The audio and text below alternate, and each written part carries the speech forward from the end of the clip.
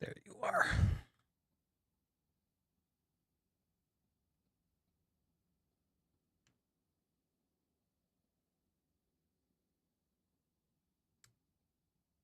There we go. I was gonna say, it says we're live.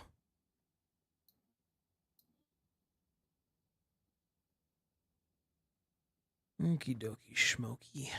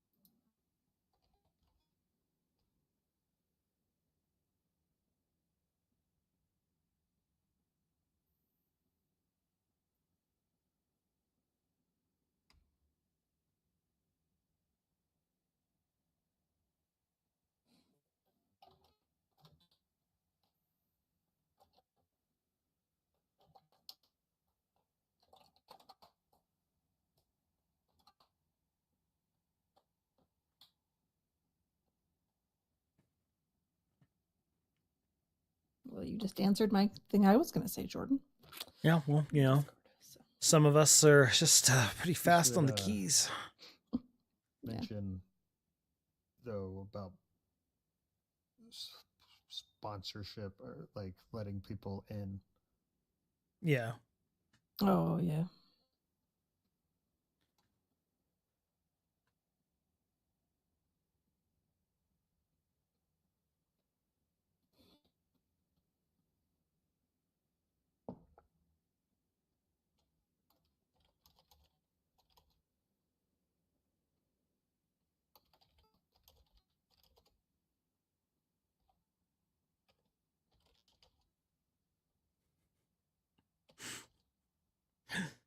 One of our most regular people who gets a Colossus Head Munching Day card.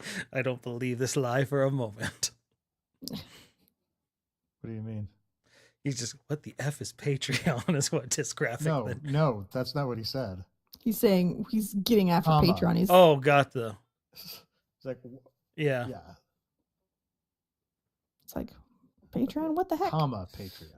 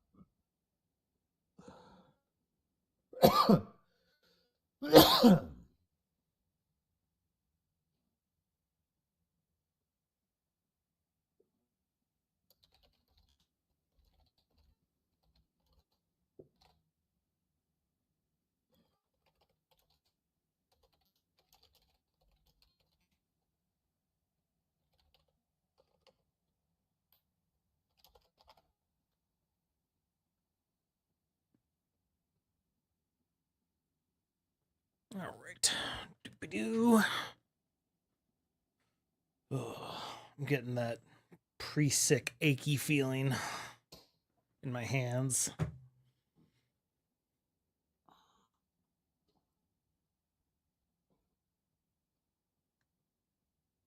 I hate that feeling.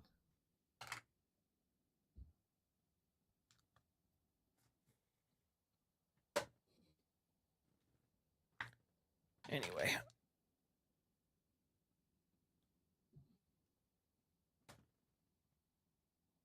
Oh, I should probably put a link to the episode as well.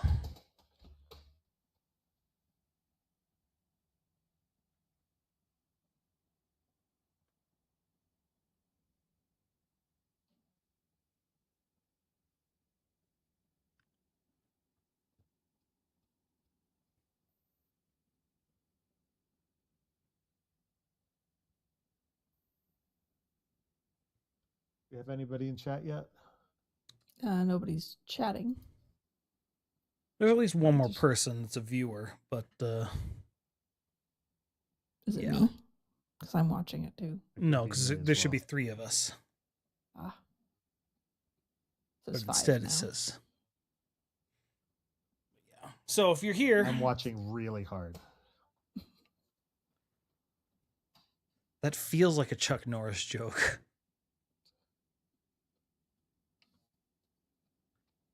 Excellent. Disgraphic, how do we sound? Everything good?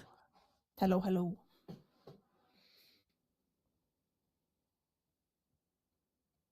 That's good to hear. Because last time we did this, people could not hear me. And then Kami's had to really emphasize that he wasn't doing a bit.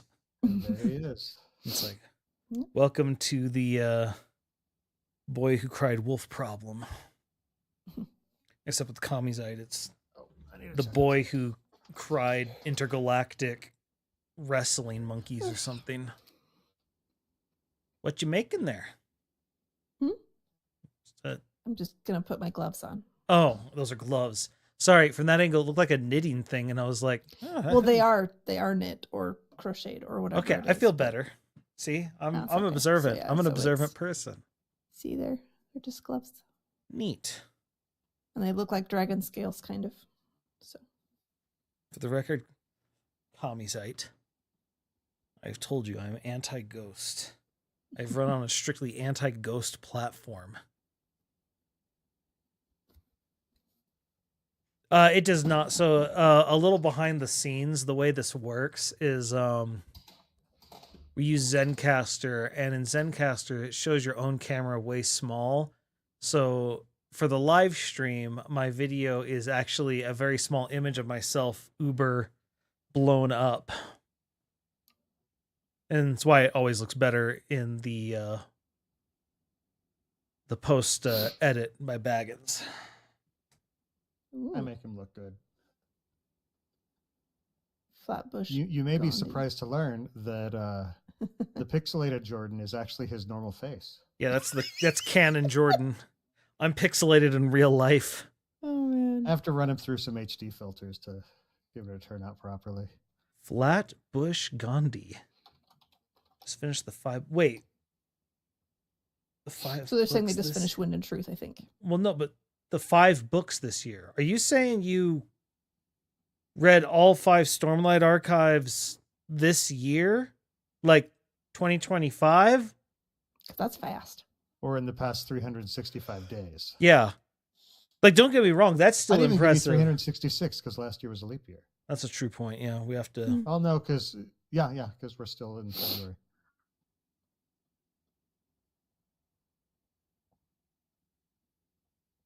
You must let us know, Flatbush. Oh wow. Between January 9th and now. Not bad. How? Audiobooks, maybe? I do the audiobooks. I could not do that. Well, the audiobooks are actually slower than the normal reading, I'd say. Well, but you can do other things that you need to Yeah. while you're doing it. Mm. Oh yeah. Good to get Warbreaker in there too, yep.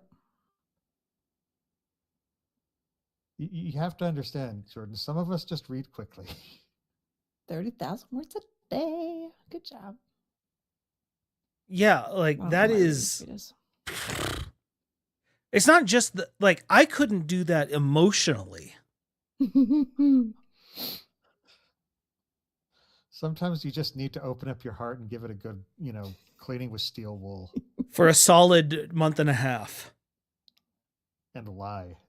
Oh, you didn't read Edge Dancer or Dawn Shard then? Huh? Oh, well, if you're not even going to do it the real way, the more.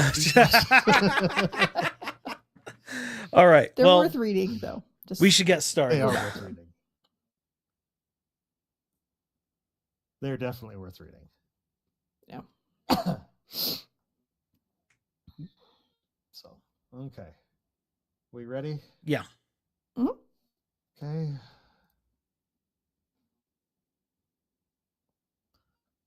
And 3, 2, 1.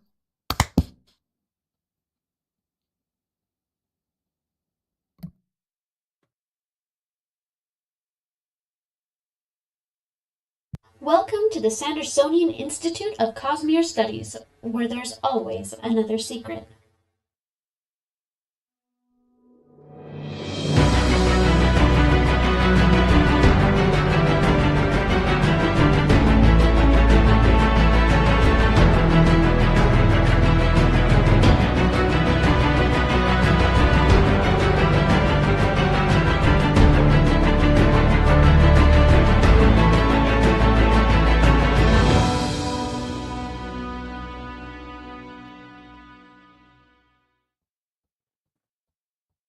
Welcome, Sixers, to another episode of the Sandersonian Institute of Cosmere Studies. This is episode 182. Today is February 24th, 2025.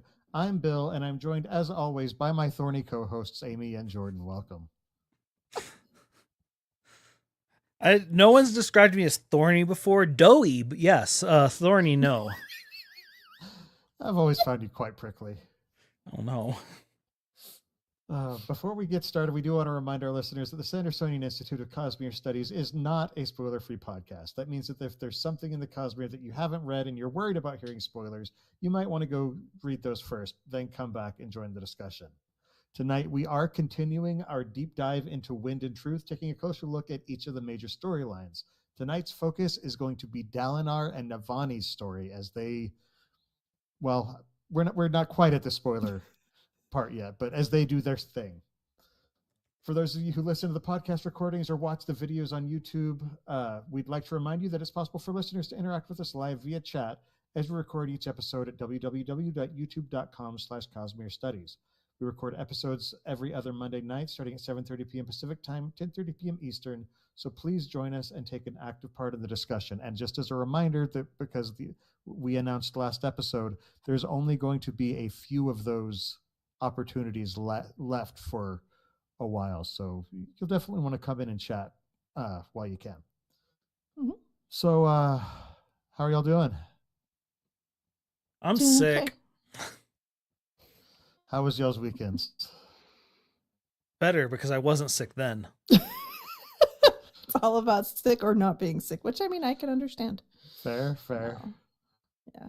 I got a few things done. I got my Night Radiant skirt done, and I got my Very Cosmere cool. World skirt done. So Very cool. mhm. I was cooking a lot this weekend. I made ribs and baked beans on Saturday, and then on Sunday I smoked a couple of picanhas. And oh my gosh. I don't know what that is. Picanha, Picanha. It's a cut of meat. It's also called the top sirloin cap, or some people Okay. call it the kulak. If a cow got a tramp stamp, it's where it would be. Okay. I hate that you're not wrong about that. Yeah, no, I'm 100% correct on this. You showed me the chart. Oh man. But yeah, it's really popular. Like the cut of meat is really popular in Brazil, but it smokes so well. It was delicious. It's one of I the can best things confirm. I think I've ever cooked on the smoker. Okay. And so, but yeah, that turned out really, really well. And on Saturday, I marathoned all 3 Lord of the Rings movies because that's the kind of nerd I have. Nice. No, my nephew, he's turning 18 in a few months, and he's never seen them, or he had never seen them.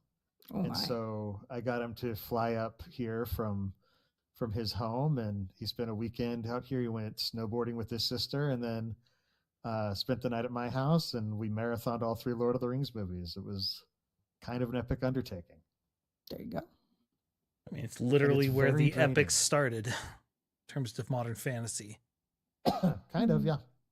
Yeah, it's essentially the beginning. I mean, in the terms of modern fantasy, there were epics long before, but epic fantasy, absolutely. Mhm. But yeah. Like epics go back to like the Odyssey. Yeah, and I meant everything. epic fantasy. Right. Gilgamesh and everything else. Yeah. Gilgamesh even, yeah.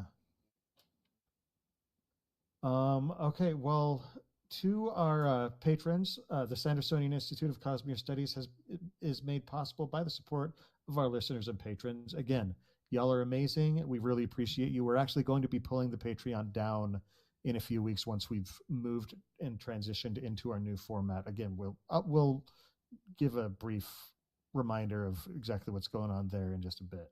But y'all have been amazing, seriously. So yeah, but as I was saying, we are getting ready to hit our 7-year mark. We've been doing this for a long time. We've put out an episode every 2 weeks, I believe. I don't think we've missed one. No, we missed know one that we have. somewhere. Did we? Yeah, we missed one I somewhere. think we shifted. We've shifted several times. I Yeah. don't remember if we ever missed one. I swear we missed one somewhere because things just weren't lining up. And we said But may we overall, hadn't. that's still But over Pretty 7 years, Yeah. missing one, Yeah. I think we did okay. Yeah, I think it was literally one. Mm-hmm. And I think it was But- like in the middle of a summer or something. Yeah, but we're at a point where we kind of feel like we need to step back our release schedule. So we're going to be, we're not going to be doing episodes every other week anymore. We will do episodes from time to time. If Brandon comes out with a book, we're going to hop in and give our thoughts on it. But we may not rush to try and get it out as quickly as possible. So you will want to keep us on your subscribe list on your feeds, so that you can know as soon as we put one out that it'll come. Just it's not Yeah, going to come it'll just- as nearly as regular. It'll just be a nice surprise. Mhm. Yeah. Yeah, it'll be just one of those little bursts where you're like, hey, I remember them. So the plan is to finish out the main storyline of Wind and Truth. So we've got tonight, and then we've got 2 more episodes after this where we'll be doing that. And just as we go on, we'll keep you updated as we develop more solid plans on how that's all going to work. Indeed. But with that said, let's move on to the Cosmere Thing of the Week. So Jordan, do you have the Cosmere Thing of the Week pulled up? Oh, it is up. Okay, this is one that I came across on r/imaginary Cosmere, and it's just absolutely stunning. it's so pretty.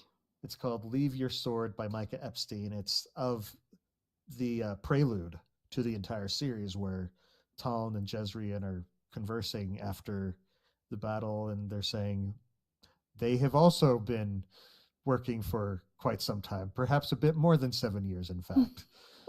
Yeah, I frankly feel like kind of the weakling in comparison, but I'm no herald.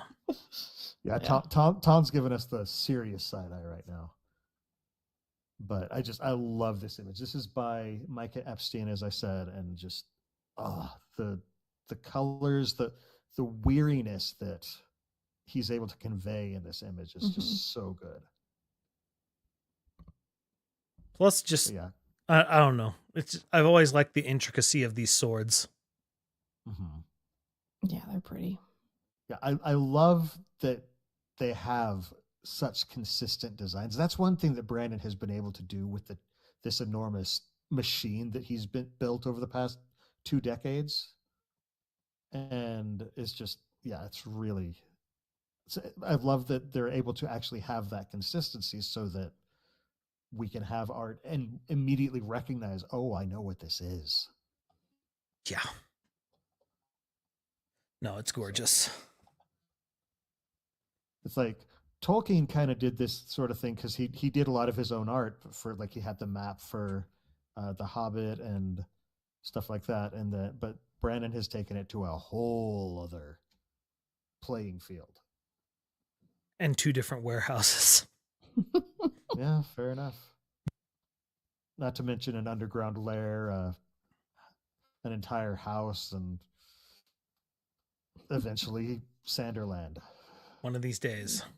It's on its Yeah. way. Yeah, I don't know if they've had a groundbreaking or anything on that. It'd be interesting to. I drove Not that by I've where heard, it's no. going to be, and I don't see any signs It's of just it yet. it's just a field still.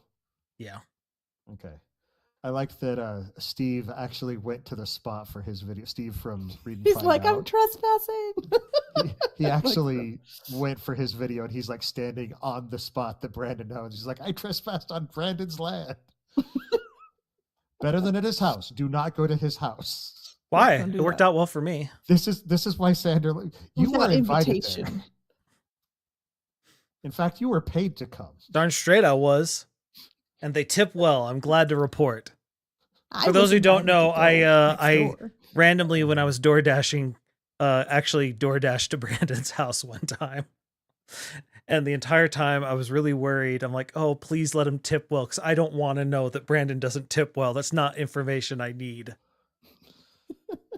That's right, because it just said E. Sanderson, and Yeah. it was another. There were two E. Sandersons. Yeah, was that? that was the weirdest thing ever. And it wasn't until they said, oh, you have Emily Sanderson, you have Elizabeth Sanderson. And all of a sudden my brain just went, wait.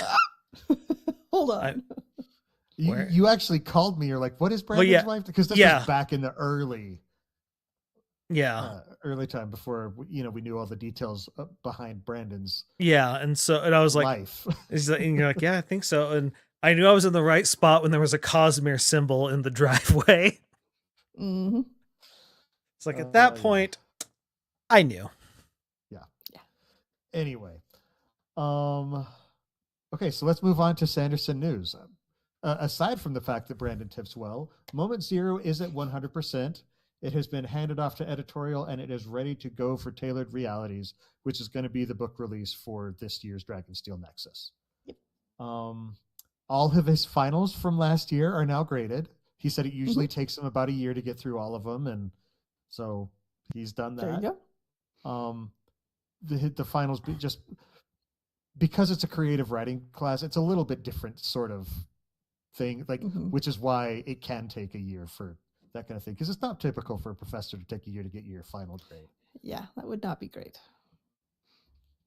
But he has, and because of that, he's gotten all the other stuff off his plate, so he has now resumed the pre-writing for Ghostbloods, aka Mistborn Era 3. So that is back in play. Brandon was also on. Okay, I've never heard of Tim Ferriss. I hadn't either. But Brandon announced that he had done the podcast. Jordan had went in and started listening to it and was just pushing me. So I'm about halfway through it because it's a 3.5 hour. It's big conversation. It is a very, very big long thing. form. But I wouldn't say I'm a fan of Tim Ferriss. Like that's making it sound like I listen to him way often. But I've listened to him from time to time. Okay. And I've liked what he's done. And more importantly, this interview with Brandon I thought is just really good. Yeah, I've like I said, I'm about halfway through it, and it's got some really great stuff. Brandon said that this is kind of the definitive interview of him, because it's not often that he goes out and does a 3.5 hour interview with somebody. But this is a bit unique from the other Tim Ferriss interviews I've watched. You can tell Tim Ferriss always goes out of his way to be as neutral an interviewer as possible. It's sort of like Brandon's writing, where, it's glass paned writing, where he's just trying to give you access to whoever he's interviewing.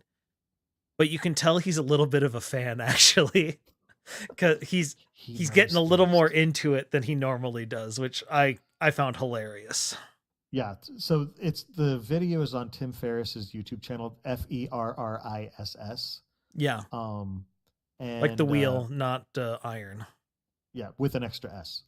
And Brandon actually flew him to Utah and interviewed him within the lair. So, which is just a flex. Oh, absolutely. Okay, so Brandon's lecture series. So apparently the way he typically does it is he'll do 2 weeks of lecture on a topic and then a Q&A on that topic. And so his first series of that is now up. And then the newest interviews that he's been working on are about character. So if you want to check those out on his YouTube channel, definitely go do that. StoryCon, we mentioned that they were going and their whole team went, and they had a con game, sort of like they've done at Dragonsteel Nexus. That was this last weekend. So they posted about that all on their social media and stuff. So if you want to check that out, it was just Brandon's team, not Brandon himself, but they went and supported that. And then also, so this year we talked about in our episode about Dragonsteel Nexus, they had these really, really fancy glass goblets that you could get as part of the World Hoppers Ball.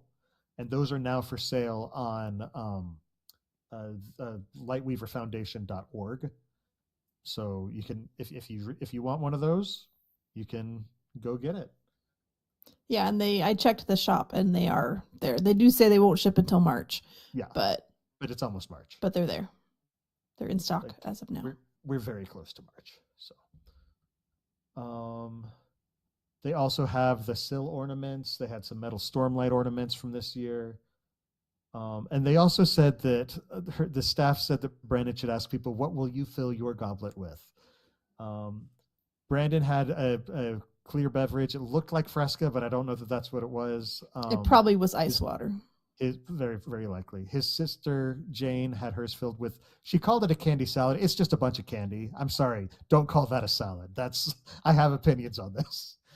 Well, wait, no, I'm all for this. Let's expand what is a salad. And then his children would likely respond with the blood of their enemies. He's concerned about his children at times. He's like, they don't have any enemies. And I'm like, but it sounds fun to say that, right? Yes, they do. Whoever Skullsy's kids are. That's a generational feud now. If I'm writing the story. One sad announcement he had, Brandon Mull came and did a lecture with him that they tried to record and it didn't work out, unfortunately. So they're not going to be able to post that, but he said he is going to try and get Brandon Mull to come on and do a live stream with him at some point. If you're not familiar with Brandon Mull, he wrote the Fablehaven books and the Beyonders. He's Candy Shop Wars and Candy Shop a bunch Wars. of ones, yeah. Yep.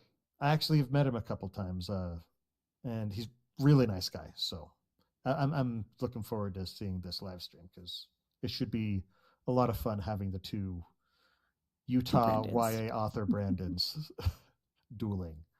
Mm-hmm. Weird that it happened twice. I'm wondering if there's going to be pistols at 20 paces, but jeez. Only one may live. Brandon, there can be only one. Hi, Brander. Oh goodness. Anyway, moving on. So let's. Why are you surprised? We're clearly not better than this. I'm not. I'm just shaking my head still. Let's move on to the main discussion. So we're talking about Dalinar and Navani's stories. So last week we talked Kaladin and Zeth.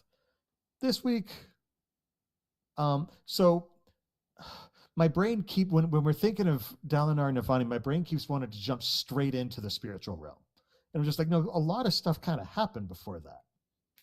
Yeah, like I keep wanting to do that too, like because that's where they are for the majority of the book. Mm-hmm. I mean, it's clearly the most impactful thing. What you're going to remember about the book is they dove into the magic soup, which is apparently what the spiritual realm is. I mean, that's kind of how I picture it. Yeah, no, like it is. It's just. I mean, I said it when we were doing the preview chapters, which at this point now feels like a lifetime ago. But just when they first said, yeah, we're going to be doing the spiritual realm, it was just one of those things where it's like, wait, really? You're doing what? I just kind of always assumed it would be like the Beyond. Yeah, where it's like we never see this. Yeah.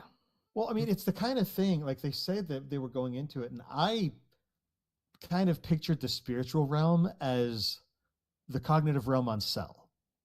It's the same sort of storm of just power pulsing around and so I'm just like, I didn't think people could go to the spiritual realm.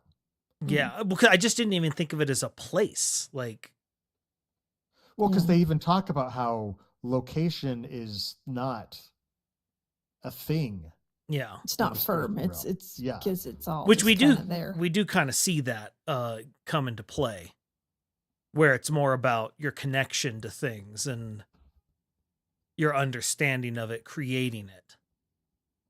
Exactly. Mhm. It's kind of a weird, but we're getting ahead of ourselves.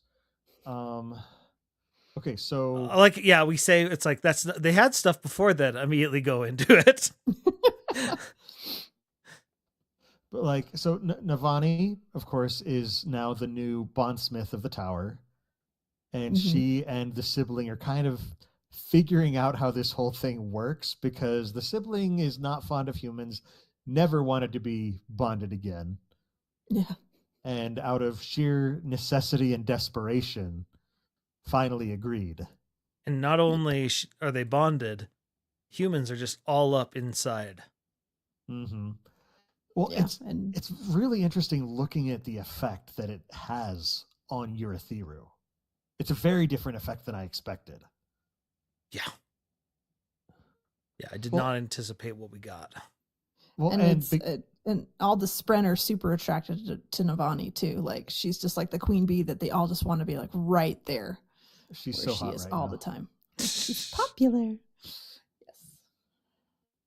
But it's such an interesting thing because yes, like I had a feeling when Eurytheru woke up, it would be, you know, the Fabrios would be more regularly working, you know, but I wasn't expecting, oh, we just have a constant flood of investiture now. Like Mhm. we're just marinating in it. Investiture juice. But You have to make it go like you have to go and make it gross. no, magic juice. It's I've that's what I've called investiture for years. It's magic juice. It's the marinating. That's what just It's what makes things more Marinating delicious. is not gross. It's delicious. Yeah, I have to be with him on I'm this just one. gonna move on. Move on. No, we're having this debate now. Yeah, you brought this up. We're Like when you marinate something, I often think of it being like meat, raw meat. And so what are humans? oh goodness, no.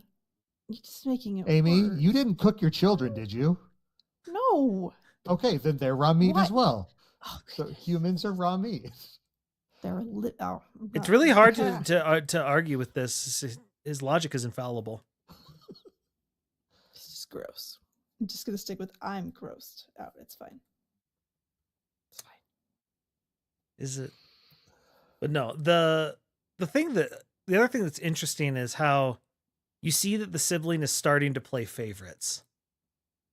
Like you can tell the sibling is interested in Lift Mhm. because Lift is in a very interesting spot from the sibling's perspective because Lift was chosen by the sibling's mother. Yes, Mm-hmm. and emanates her light. Yep. Like is able to actually create naturally her mother's light, which is kind of or their mother's light. The sibling is, but yeah, Just, but you don't know the gender. no, it's neutral. It's neutral. Okay. Yes, but it's just a very, very interesting. Like Lift is a strange case. I mean, She's you could have surrounded. just stopped it strange, but yeah.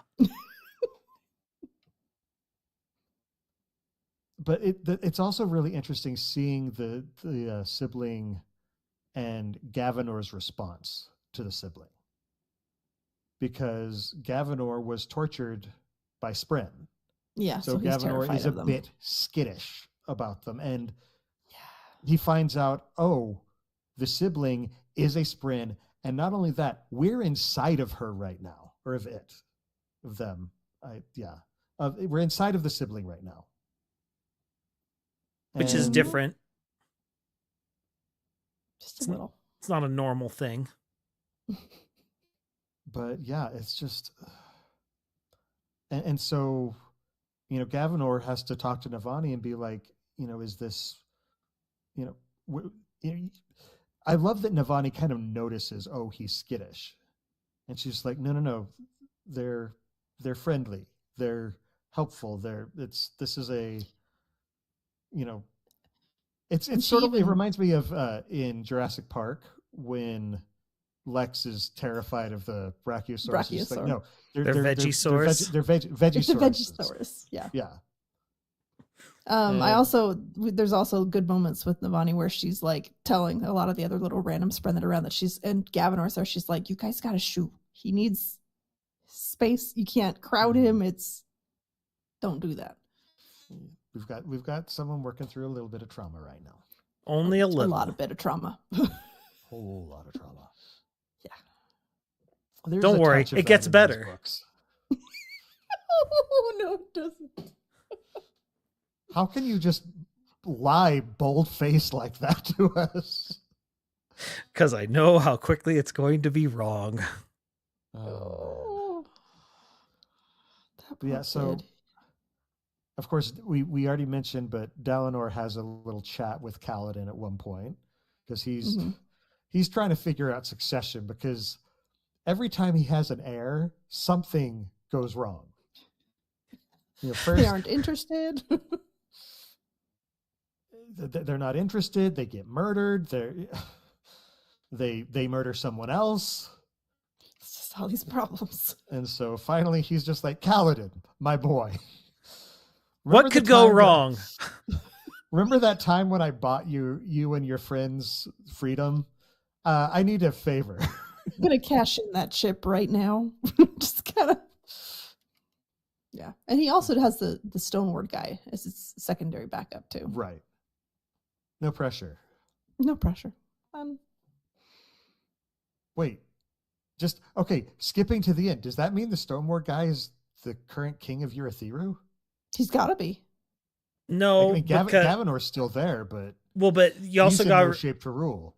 Navani would still technically be because she's True. queen, but Except- she's Well, I a guess- I guess stasis. she could be She the- would need some sort of He The- had to be the interim, king like a regent. steward. The Yeah. real Yeah. answer is probably Yesna. Yesna's not doing Yeah. well either. Though. She's not doing well, but at the very minimum, she actually has led Knows what she's before. doing. She and- has, but she doesn't trust herself right now. Yeah. Yeah, she took that a big doesn't blow s- to her. That doesn't stop anyone. I don't know. But Mm. it's someone with experience is going to be needed. And no offense to the Stone Ward, like I don't see any evidence the Stone Ward has ever led anyone. Other than like maybe a small military Yeah. force or something like that. He Yeah. hasn't led a city. I But, forget like, his name. Yeah, I don't remember. I'm so bad with names with like because they drop so many new characters on us. I'm trying to remember Stone. what side, which realm, like, where are Relaine and Renarin right now? Are they in Urithiru or are they? Because I know Shallan's. They're the in Cosmere realm. Urithiru. They're in Urithiru, so that's Yeah. at least one Colin is in Urithiru and conscious. Not counting Gavinor, who's again working through some stuff. Gosh, that poor kid. But It's Dami. Dami is the Oh, is the fourth Stoneward. ideal Stone Ward, okay, which But- with their rear in. Mm. okay. So we also have conversations with Hoyd and Cultivation, and both as Dalinar's basically just trying to figure out how can I get a leg up in this, this what's the not tournament Contest. contest of Contest. champions. Well, that was the thing that was interesting was because Wit originally said, "Man, okay, you did a great job with this contract," Mm-hmm. and then, Well, of course, Wit said you did a great job with this contract. Wit drew up the contract. well, no, Yeah. because he did not, because Dalinar had to improvise in Oh, that's his right. negotiations with, and so it's modified. And at first, Wit's like, "You've done a great job," but then Dalinar starts like, "No, this is like I'm just following whatever Honor's plan is." And Honor's dead. Like, how good of a plan can it be? To which everyone in Mistborn starts laughing at that because it's like it can be really good. You It never- turns we out got a dead guy running around. Yeah. It's great. a dead god can come up with a good plan on occasion, but this one not here, and it's completely related to the problem of their goal is to just keep things as they are. Yeah. And Dalinar sort of sees that, and it's like, okay, I need to think this through. And then when Wit has his freak out, because he finally realizes that he's bamboozled. Yeah, he's taken the stock of his day and suddenly realizes, wait, I'm missing time. Which is a weird superpower to have, but makes perfect sense given how he's doing things. Yeah. But knowing I'm missing something and knowing where that gap is, suddenly I'm missing something big. Well, and not just that, it happens in a way that race would never work. Yeah. And so he's just like, this is wrong. This has to do with Odium, and Odium is not who I think it is. Yeah, which is bad because I don't remember where it comes out exactly, but somewhere, it's much later, but they come out with like part of it was word of mouth agreement versus in the contract agreement. So Todium doesn't feel obligated to follow it. Yeah, well, and on top of it, he also was planning to, but yeah. Well, and it's also Hoyd is an oath breaker. And so like some of the protections that he would normally have don't apply to him anymore because he didn't become a god like the rest of them. Mm-hmm. And now whatever it is, he still couldn't outright attack him until much later. But yeah. He's like, okay, what can I go after? Okay, I can't attack you, but these breaths over here. I can do that. Well, it's like suddenly he has jurisdiction over this. Yeah. And so. I mean, just that realization of, I always come back to it. What is the weakness of all clever men? They don't know as much as they think they do. And Hoyd is the pinnacle of that. Yes. Mm-hmm. Because he's to the point where he literally doesn't know as much as he thinks he does because his memories have been taken. Yep. I don't know. It's just a very clever little way to go about it. I'm a fan. So anyway, they also meet with cultivation and because Dalinar is trying to figure out, I have a contest to come up with. Right now, I'm planning to be my own champion because I can't think of any better option because I'm the Blackthorn. And I mean, if you want something done right, you got to do that. That's kind of Dalinar's whole mindset is, I'm the one who's going to do this. Well, it's what a leader is supposed to do. Never ask somebody to do something you wouldn't be willing to do yourself. But I'm trying to remember, how do they end up on Ba'ato-Mishram? What do you mean on it? Or no, what? Sorry, my brain is muddling things. I'm trying to think. Dalinar and Navani go to the spiritual realm. The spiritual realm. Yeah. Yeah. For what purpose? Because they need to figure out what Honor knows. Yeah, okay, to see what happened with that. That's right. They're there to find the history. Shallan's the one who goes looking for Ba'ato-Mishram. Okay, cool. I'm back. But but yeah, and so they just say, hey, this is what we're doing. So they decide to test getting into the spiritual realm. That's the other thing is like, we weren't sure that a person could get into the spiritual realm. And this is even just sort of experimental.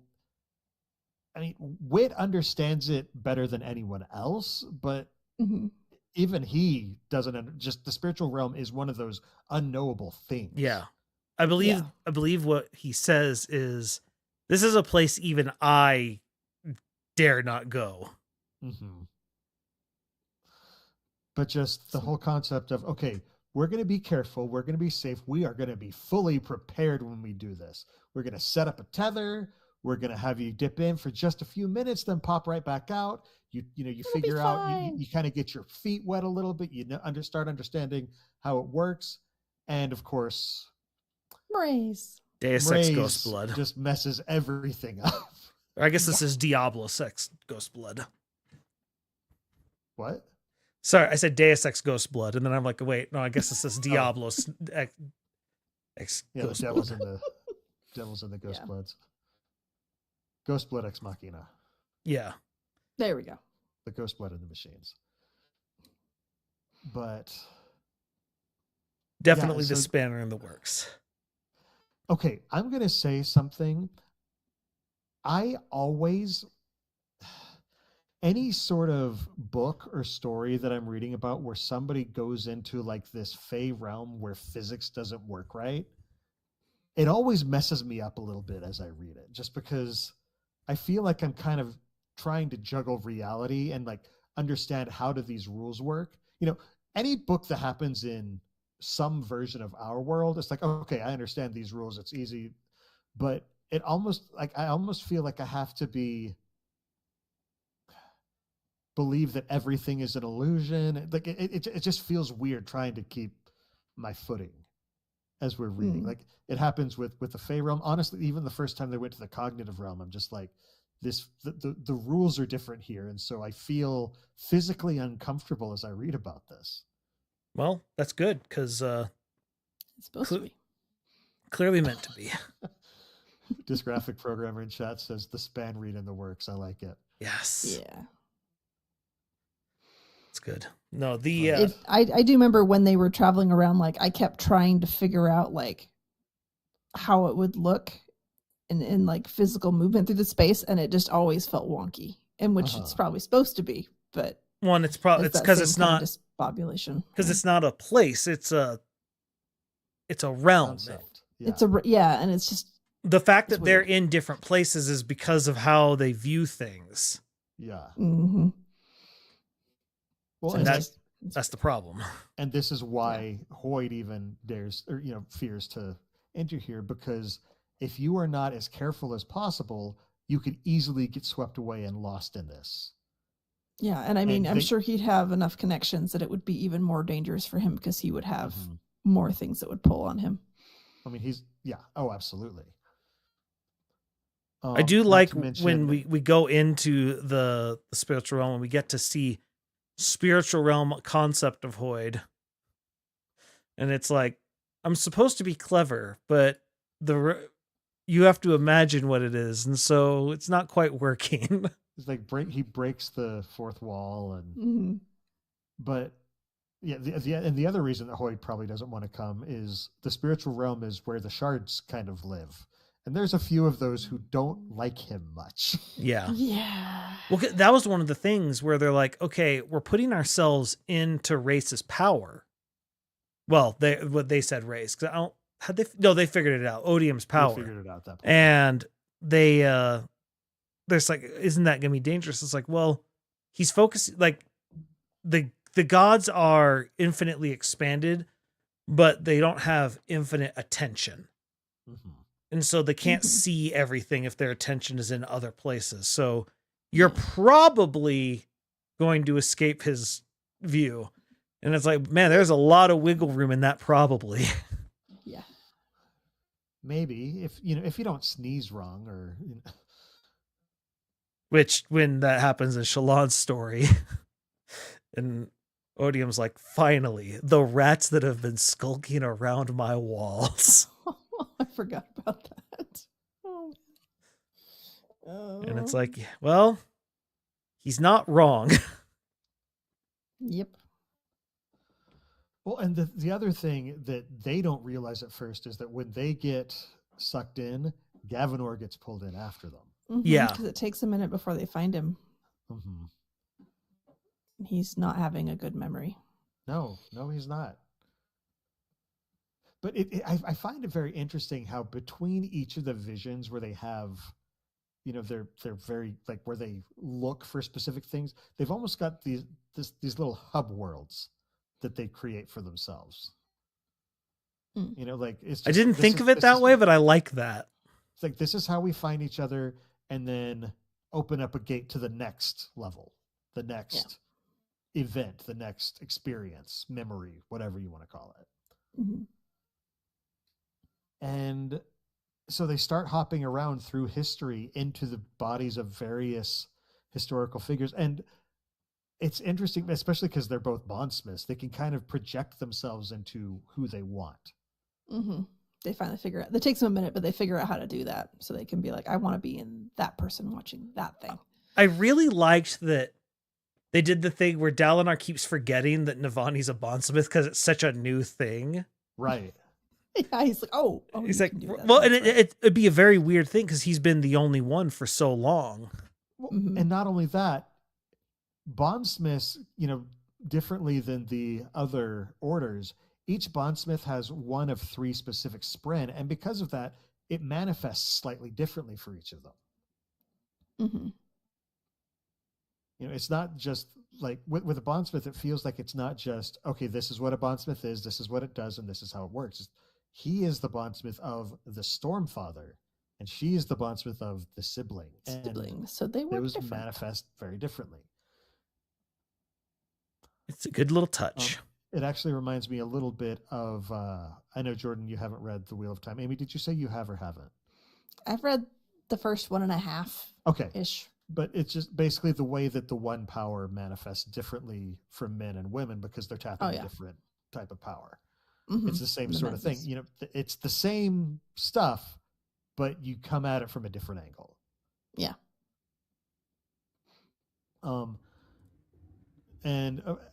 And of course, Dalinar has and Navani even now have a little bit of experience navigating like this, just because they've gone through the visions from the Stormfather. In fact, that's why they're here, is they want information that the Stormfather refuses to give them. Mm-hmm. And so does cultivation. So for different reasons. Yeah. And so so they're in these visions of the past, something they have become familiar with, but they have slightly different capabilities while they're in the spiritual realm as they're doing it. They're bouncing around to different individuals. They're trying to like they actually kind of have some control over where they're going, which is very different. Yeah. But they also don't know where they're trying to go. Yeah. Yeah. Because they don't know what they're looking for. So like at the start, they're just sort of like, okay, we have this rock that Wit gave us. Uh-huh. And he quite undersold what it was. Yeah. Have either of y'all ever played the game To the Moon? Mm-mm. It's a short little RPG maker game that just the storytelling is phenomenal. But the concept in it is they're entering somebody's mind and trying to get to earlier points in his memory, and to do that they have to find an artifact that links to an earlier memory. And it's a similar concept. Phenomenal game, definitely worth checking out. But I like what that they're going through, and like, how can we find something that will connect us closer to the event that we're looking for. They're doing it in moving forward through time, just as they which is why they're when they get to the creation of the heralds of the Oath Pact, they're just like, okay, can we use a herald blade to get us where we want to go? And he's like, they're trying to find things. Okay, what is something that's going to stick around? What's something that is long lasting? Yeah, not just somebody's hair ribbon. It's an honor blade, because they're dealing on the scale of millennia. They're trying to find some. Now the hair ribbon, or not hair ribbon, what is it? There's something. I feel like it's a ribbon. Yeah, that was Ash's. Yeah. When she had, I'm not a little girl anymore, and it's like, oh no. Don't. Yeah. But it's like it got them forward. It helps them, and it's just such an interesting concept of finding a physical manifestation that's a link, especially when you're in a world where there is no such thing as a physical, manifestation. The concept is strong enough that you just have it connected. Yeah. So just the concept of having these anchor points to pull themselves to different memories. I really like how that works out. Yeah, it was kind of fun to kind of see what's gonna be the object that does it. Well, it's just I was very concerned about the just the entire idea of coming to the spiritual realm at all. And so I was glad to see that he made it make sense, but also make it so that this isn't going to be a repeatable thing or even something you want to try. We're not colonizing the spiritual realm the way that we have the cognitive realm. Yeah, not so much. Yeah. The other thing I thought was very interesting just about the concept is just the very simple fact that they have to have these connections with each other, and it causes a little bit of issue because they're like, well, I feel this other connection here. What's this? And meanwhile, there's Shallan and crew are like, no, don't tug on this one. Leave us alone. Don't do that. Yeah. And they just have no way of knowing that what they're tugging on. Yeah. It kind of just recently occurred to me, but like you guys know about like how the Fae would often switch babies, you know, or in stories and things like that. Changelings. I did not actually. Changelings, yeah. So so like it just kind of occurred to me that that's kind of what happens with Gavinor, is like they do that at the very end. That's how he gets swapped out, and they do it with a sleeping baby, which is, well, he's a child, but yeah, close enough, which is often how and when the Fae in stories that I've heard would do it, is your kid would go to bed and then the next morning they're totally different.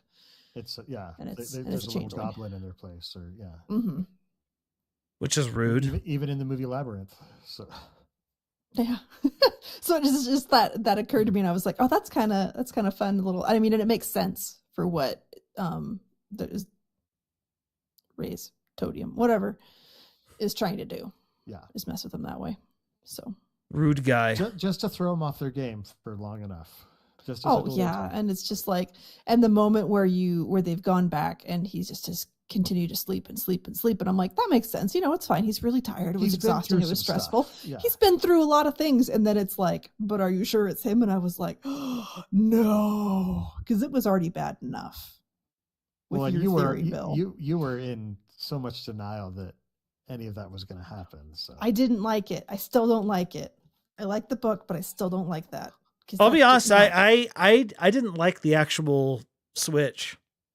I didn't like the execution. It felt very rushed. There was a lot of stuff. I feel like we needed like one interlude from Gavinor's perspective. Something. Yeah. Like I know that we needed something. It I know it reduces the wham that he's going for, but I don't know. It just it didn't work for me. Even if it was if it was an interlude afterwards, you know, or something, or just some little scene after Dalinar's gone. It just feels too abrupt for me. Even though like we were all predicting it, you know, and all that stuff, it just didn't quite work for me. Honestly, I would have been even fine if it just hadn't been a switch. This is like they can't find him. They're worried about him. They're looking for him. They're trying to, you know, they're talking to Hoyt and being like, how do we, you know, what do we do? That would have worked better for me. I think that probably messed with the pacing that he was trying to go for. Yeah. There's a lot of things in this book where it's just like, I don't know how I would have done it. Exactly. But that felt off, you know, and you just can't quite place how you would be better with it. But it didn't sit quite as well as you wanted it to, because there's just a lot of threads that are all going on and just they're everywhere. And it's hard to get them all. Because, I mean, with every Stormlight book, you get 10 questions answered, but then you get 15 more questions. And so that you didn't know to even think about having. And so it's. And probably even more so with this book, because. Oh, yes. This one is a lot. A lot. He's juggling a lot of things. Yes. Mm-hmm. But yeah, it's like the therapist thing where it's like, I don't know what the better answer is. I just know this didn't quite work. Yeah. And you know what?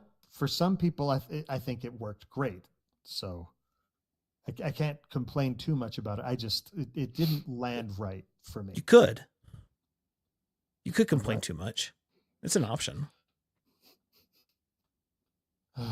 Anyway, so were there any particular scenes that they went through? And Actually, you know what? We're getting at a point where it's probably a good time to take a break.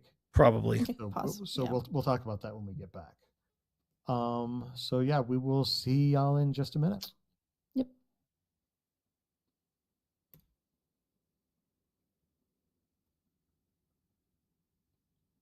Yeah, I was like, There we go. this is starting a whole discussion. I think probably a better breaking point. Yeah. Smart. And the video for me in Zencaster is frozen at both of you guys. So and Oh, it has really? been. Oh, Did you good. not see my note on the side? I did not. Yeah. So for a while, I've just had Oh, still gosh. images of you guys. That's all you need.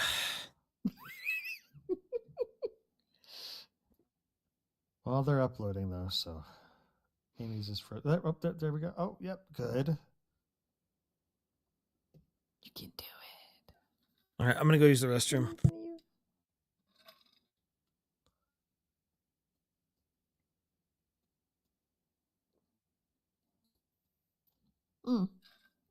Well, Jordan's moved. Now. Yours still looks frozen, Bill.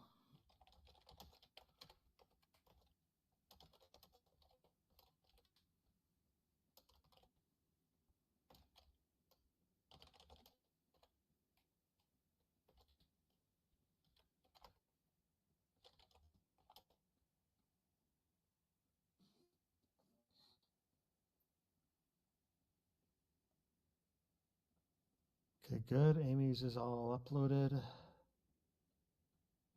All right, Amy, ready for the Amy show? Go. Amy show. Ba ba ba. So yeah, I don't know what to talk about. So I got to do my first Sabak night, which was kind of fun, which is a Star Wars card game. And you guys can't see it, but I have a big green table right over here. And we cleared it off and had four of us playing it. So that was really fun. I lost horribly, but I had a good time doing it. And we had a big pot at the end where we were trying to like win lots of, whatever, like the last big hand. And I didn't have any cool patches or coins or whatever to put in. And so I was like, I did an IOU for like a sewing project. And then they were like, oh, so, you might want to put some more stipulations on that. And you're like, yeah, that's right. And so I said less than 2 hours for sewing project. And so, yeah, that's okay. Can you see me, Amy? I can see you, yes. So when you went and got up, I saw that things had changed. Oh, you have Sabak too. My sister got it for me. I've never played it. There's a couple different versions. There's like some where you're just trying to get like a positive and a negative and get it close to 0, which is Sabak. Yeah. And then there's also this other one where you have little chips that are like your life force kind of type thing, and you want to be the last person with life force chips. Gotcha. But you also, and you want to have your cards, but you still want to have your cards matched to get to 0. And if you have them, different card combinations are better because there's, what is it called? There's some special ones that are like, no, I guess they are kind of wilds and they will match with whatever you have. And that was the one that's in the Star Wars Outlaw game or whatever like that. We played that version for the last few games and I was not great at that one. I remember playing a version on Windows, like back when I was playing on Windows 3.1. Oh, wow. So like pre-Windows 95 even. Maybe it was 95. I think it was pre that though.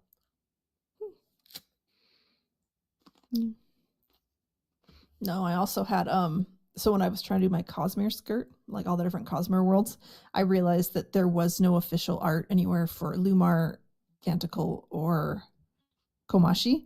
And so I kind of asked around on the Cosmere Talk Discord, and Jafu from 17 Shard was like, isn't on the Coppermind? And I was like, nope. I looked there and he's like, oh, there's not. So he made a version of it and I used that. So hopefully soon it will be up on the Coppermind. So if it does, remember to thank Amy for poking Jafu about it. Yeah.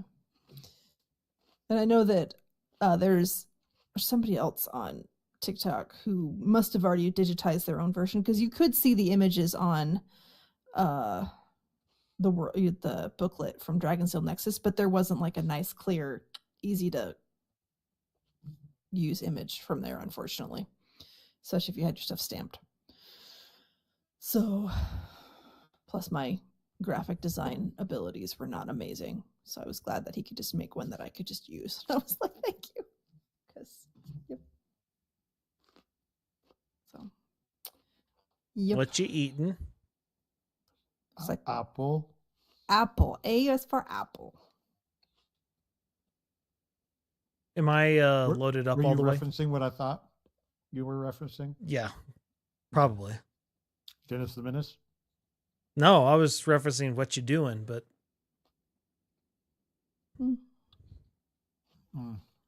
you remember the old the movie? I remember the movie. I don't remember anything about it other than Christopher Lloyd was the bad guy, and I think it was Dennis the Menace. It might have been some other movie. There's a movie where there's a kid who's just got an apple in his hand. He's like this little blonde, kind of cross-eyed kid, and the villain is like, "What you got there, kid?" And the kid just sort of looks up and he goes, "Apple." man, I don't remember that at all. It's not Home Alone, is it? No, it's definitely not Home Alone. No, it's not. It's not the main kid from whatever movie it is. It might be Dennis the Menace, because I think it's like the villain is kind of coming into town, and it's like one of the little random kids, his friend, has an apple, and the guy takes it. Yeah, that's okay. That's so yeah, that is Dennis the Menace then. Yeah. Okay. So that you can know that he is truly a bad guy. Yes, he literally. You gotta show taking something from a little kid, obviously, and the kid even has nature's candy from a baby. Yeah, I think the kid's wearing like overalls and like no shirt, and he's got like one strap over his one that's not done up.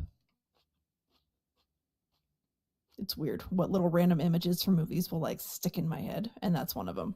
I haven't seen that movie since the 90s, and I remember that. Yeah, I know, it's crazy. It left an image on you that you're just like, because when my friends and I were watching it, that kid, the way the kid said apple, it just struck our funny bones. Mm-hmm. And so we would repeat it to each other, and it made it into long-term memory. Yeah, no, I was just trying to do the what you doing, except what you eating. Like the Phineas and Ferb? Yeah. What you doing? What you doing?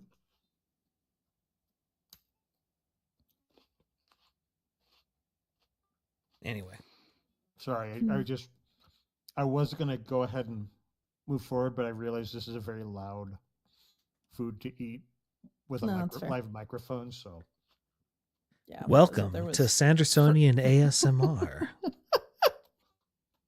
Amy giggles and now Bill eats an apple. We told you we were going to transition the podcast to a different kind of format. This is a bit of a swerve, we agree, but we think the people are going to like it.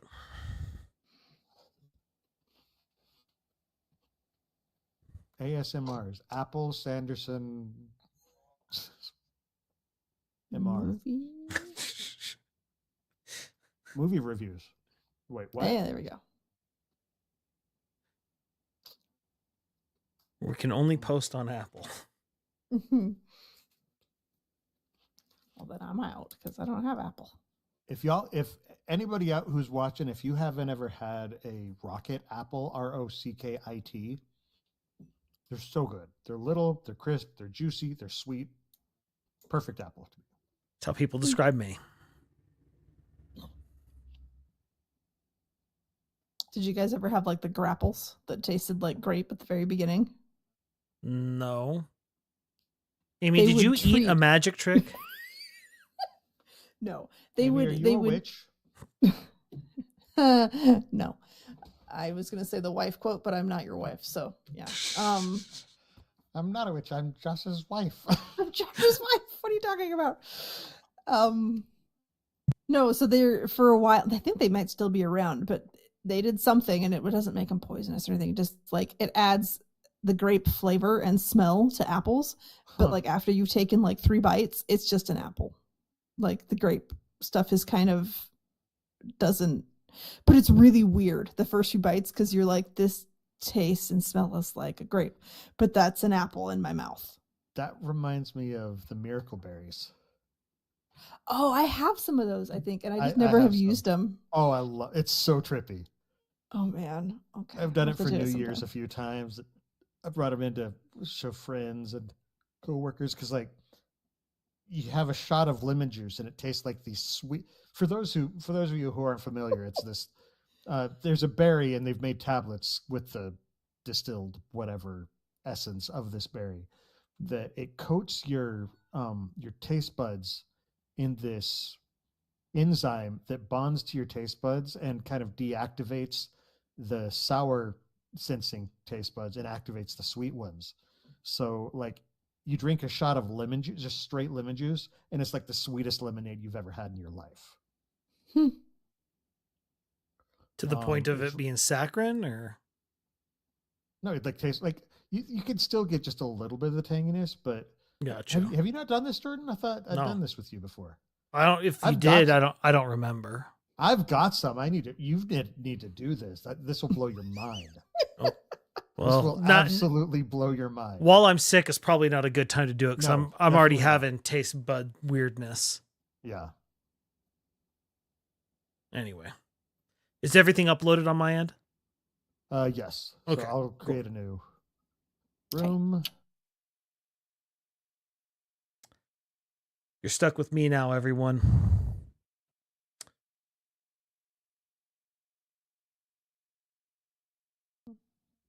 And back.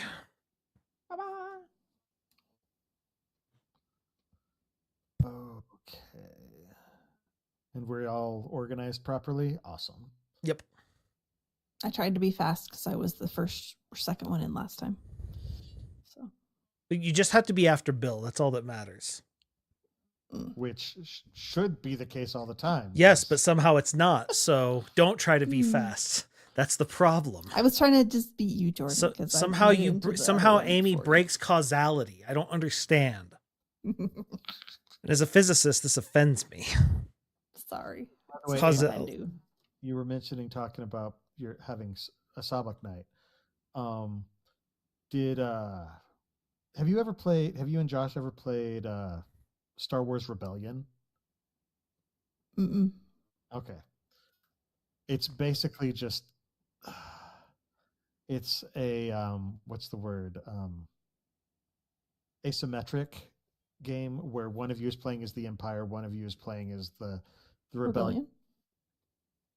It's basically it's this big epic game where you're trying to go find the rebel base, destroy it, or you're trying to survive long enough and disrupt the Emperor's plans in enough ways that you've turned the tide of people's sentiment.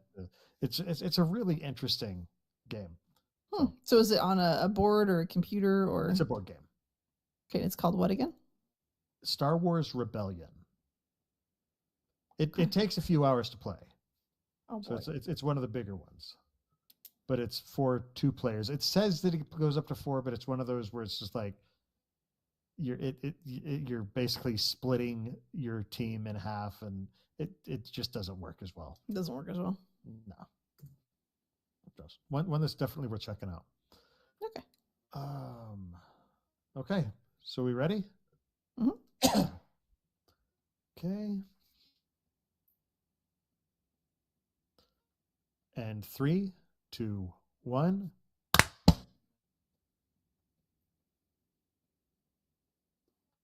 And we're back. Okay, so Dalinar and Navani and Gavinor and they're all wibbly wobbling all over the spiritual realm, and they end up in a bunch of different scenes. I was just wondering, were there any of those scenes that particularly stood out to you, like the events that they witnessed and when the humans came to Roshar? That was one that I remember, and especially like it's the dog mom in me that, you know, here was the comments about, oh, they're going to be gone in 300 years, and I'm like, they had dogs. So I like just like that part hurt. I like that even the Stormfather was like, oh, I liked them. Like it just I liked the dogs. And it's like, but it makes perfect sense why they wouldn't work on Roshar. well, no. The reason they didn't work is because they didn't bring enough breeding population. Well, yeah, but that's why like it makes sense. Like, But the thing that's cool is it also explains why, for example, axe hounds have their name, because Hound. they were named by people who did have hounds at one point, and so which actually answers a question people have been having. yes. Why are they axe hounds? What the? There are a few moments in this book in particular where I feel like Brandon's like, here's your answer. Now stop asking me. Take the answer. Stop asking me a wobs. Just there you go. Yeah. Well, I like that because like I think it's Wit that actually says it, where he's talking about how it doesn't matter where I go, humans will always invent something dog-like to be man's best friend. Doesn't he just mention need that him. when he's telling the story of the dog and the dragon? I think so. Yeah. Yeah, it could be. Because Kaladin's like, oh, what? And he's like, oh my goodness, I have to describe a dog to you. What is this? They know what dragons are. They have no clue what a dog is. Because dragons have gone around making sure everybody knows what dragons are. Lets people know to leave them alone. Well, and to worship them, like, yeah, respect me and don't pester me. It's fine. Love me from over there. Title of my autobiography.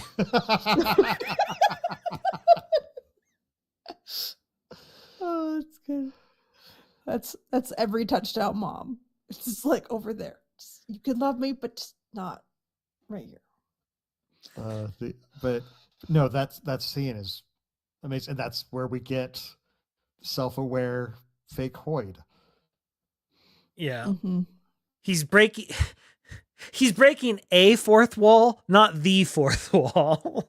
Yeah, he's breaking Dalinar's fourth wall. Does that make our wall the fifth wall? Kind of. No, That's a question for Jordan, not me. I did watch a video where a guy was talking about what is the fifth wall. Anyway, the thing that's interesting is I just want to point out I am fairly certain we saw Rabboni in that. Just because we got it from Navani's perspective, and it's like, why is that one familiar to me? I could see that. You think that was the familiarity? Yeah. Well, because it's I can't remember the specifics of it, but basically there was something about it that like she was just like, she seems familiar. We know Rabboni was there. True. And I mean, she would have changed forgotten bodies that. several times because she's a fuse, so Yeah. the body could look different. So she may just recognize the patterns. Yeah. Or the way she carries herself. Yeah. Something, It was just something where I was just like, it felt like a nice touch. Yeah. Because their weird frenemy relationship that they developed over that book. I also like that it's not spelled out though. Yes. Like, some things I don't think should be spelled out. Well, it wouldn't make sense for her to immediately make that connection. So, and it's not important to the plot. So, yeah. But I'm trying to think what other. But just seeing how the humans are literally running from a burning world, and their divisions are still intact. And seeing the interactions between the heralds before they're the heralds. Oh yeah, that's trippy. Like, because I always thought of Chanarach as being like soft and delicate and feminine, and she is not. Well, that's because at all. It's the opposite. Well, isn't she wearing like furs? Like, yeah, she's wearing furs, so she looks more like almost barbarian-ish, like barbarian style, like Celtic. Well, she's his bodyguard. Look at her; she's Celtic. Yeah, she 100%. I mean, no, she's the bodyguard, which tells you, like, okay, so she must have been really good with a sword long before she was a herald. Well, and I actually started wondering a little bit before we got there, which I feel like is kind of a mark of a well-written story. Because I remember thinking, wait, the heralds with their sicknesses are showing themselves to be kind of the opposite of what they were. Like the decisive one is very indecisive, and and just all these different things. Calic is definitely the most blatant. Yeah. Oh. And so looking at at Chanarach, well, we see her, because again, we have been, like, a lot of people have been predicting that Chanarach is, as soon as we saw her picture, Shallan's mother. Yeah, exactly. As soon as you see the picture, just like my first thought was that's a picture of Shallan, and then I find out that's Chanarach. So it's like, oh, got it. It's like, That's- no, it's not. And it's like, no, It's it Shallan is. Prime. No, No, it's fine. not. But That's so Shallan. so when you've made that connection, you're just like, okay, so she's Chanarach, then Chanarach is probably not going to be this, because we see some brief descriptions of Shallan's memory of her mother's. She was beautiful and kind, and it's just like, Mhm. okay, so I wasn't expecting Chanarach to be like barbarian style Yeah. gruff, but still, it's just like, okay, that's a good. Yeah, she walks off the set of How to Train a Dragon. Yeah, exactly. That's Yeah. a good comparison. Good visual that you can just be like, yep, there we go. Mm-hmm. But Tara feels just weird. Like she feels sketchy still, and like because she was the one who was working with oh goodness, Ishar. with Ishar, and she made the eye things for Moash, right? No, that was but- Videl. Is it Videl? Yeah, Videl Videl. did that. Okay, well they both. But yeah, they blend together in my head, and they. well, it's because both we were haven't feeling really kind seen of- too much of them. Yeah. Yeah. But Batar's messing with surge binding after they've already burned a planet. Yeah.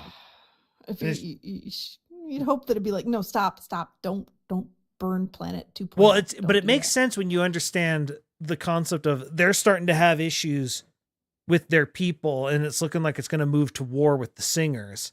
And so they're like, Mhm. okay, but we don't have resources of any kind because we're Yeah. on this mud hole. And so they're We're looking for stuck in this little section they're letting us stay in, and we're bursting at the seams. and it's just the issue. What I like how human the conflict between the singers and the humans is. Just how mundane it is. It's, you gave us this land. This land isn't very good. And the singer's like, oh, it'll eventually get there. And it's like, yeah, that's great. We're dying. We need And- it. We need it now. Yeah. Yeah. And so they're kind of going out there, and it's like, well, no, that's our land though.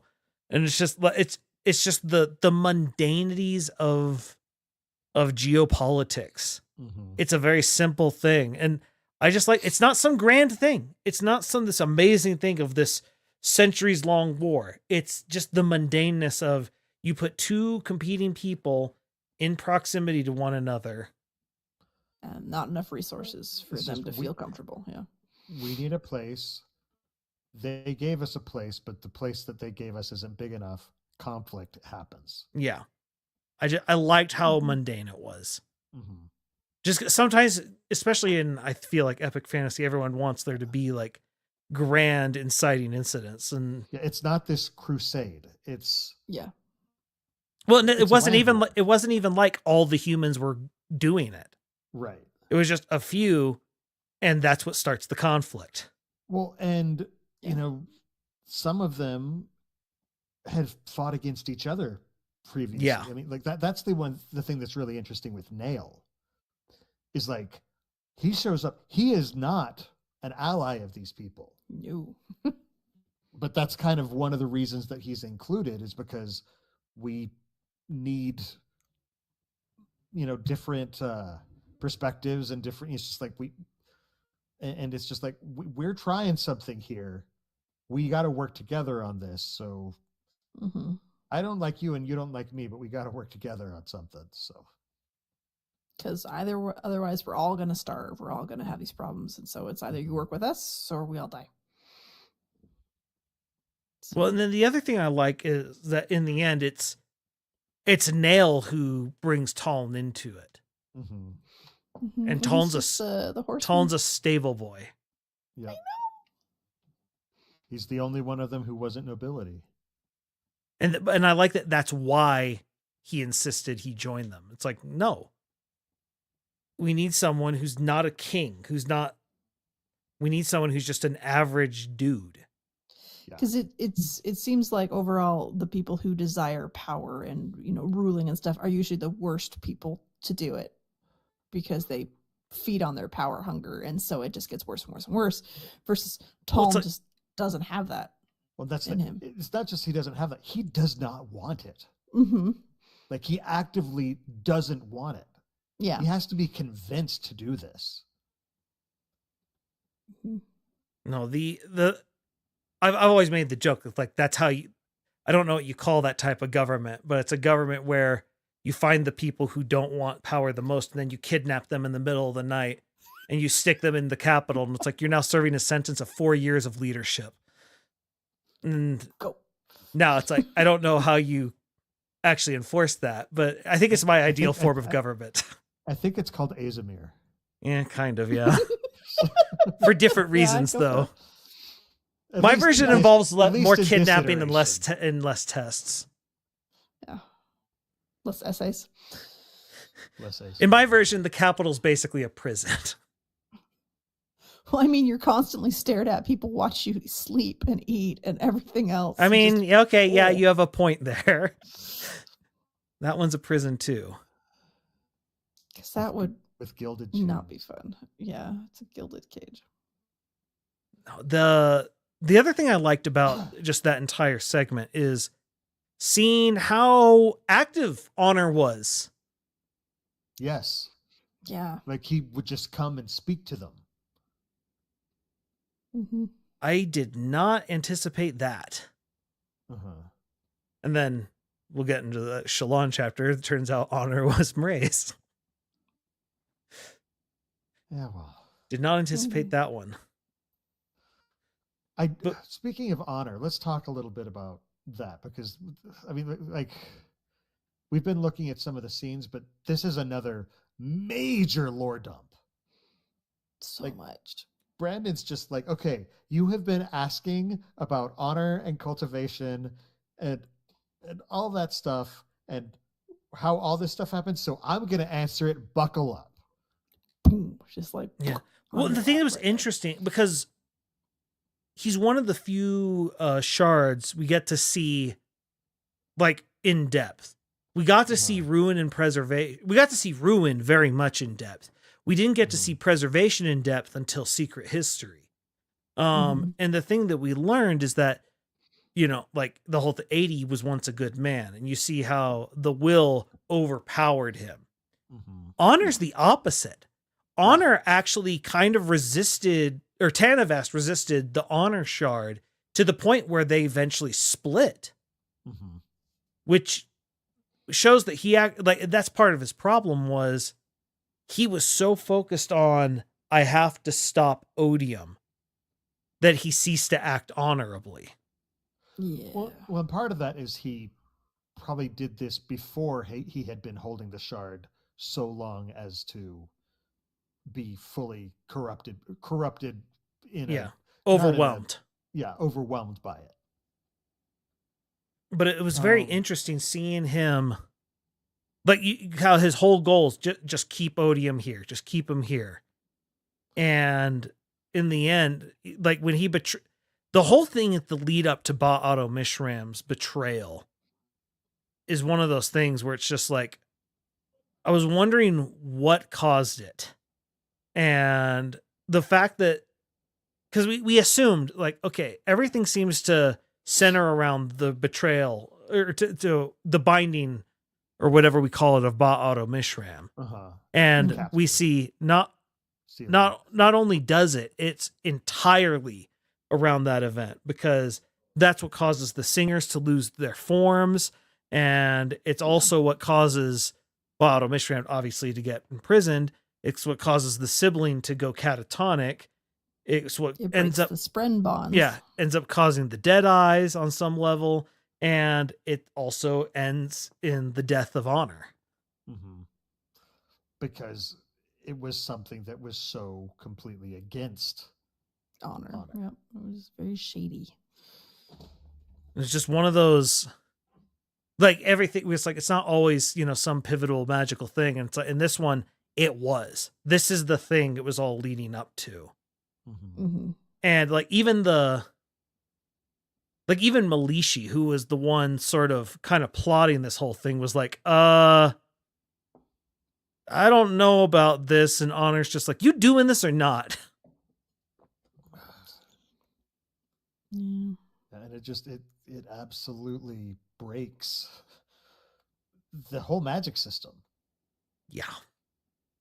Well, it's especially so sad after seeing that they like an accommodation was coming. Well, and yeah, it would have worked. That's the thing, is like you see it and you're like, this would have worked. Yeah. But you preparing for the possibility that it wouldn't work is what made it not work. Which it shows also how, just like the heralds, Tanavas was wearing thin. Mm-hmm. And because he just kept acting against, like he to his credit didn't get overwhelmed by the will of the shard, but it's also to his detriment. Because part of the reason he wasn't overwhelmed, I think, by the will of the shard is because he had behaved so counter to the will of the shard that the shard, by the nature of being honor, was repulsed by him. Yeah. And I also think on some level having cultivation there probably helped ground him more so. True. Even though you see several instances, it's like, you see how they lose track of time for eons. And then they sort of like look back and they're like, whoa, what happened here? Which I've had daydreams like that. Yeah. Or played Civilization. Oh gosh. But okay, one thing I did like was I got a little bit of confirmation of my theory about, I mean, it's not a major theory, but that Tanavast and the name Corvellium Avast are connected because he was previously named Tanner, which Race calls him repeatedly. But I get the impression this Race guy is not a very nice person. No. No.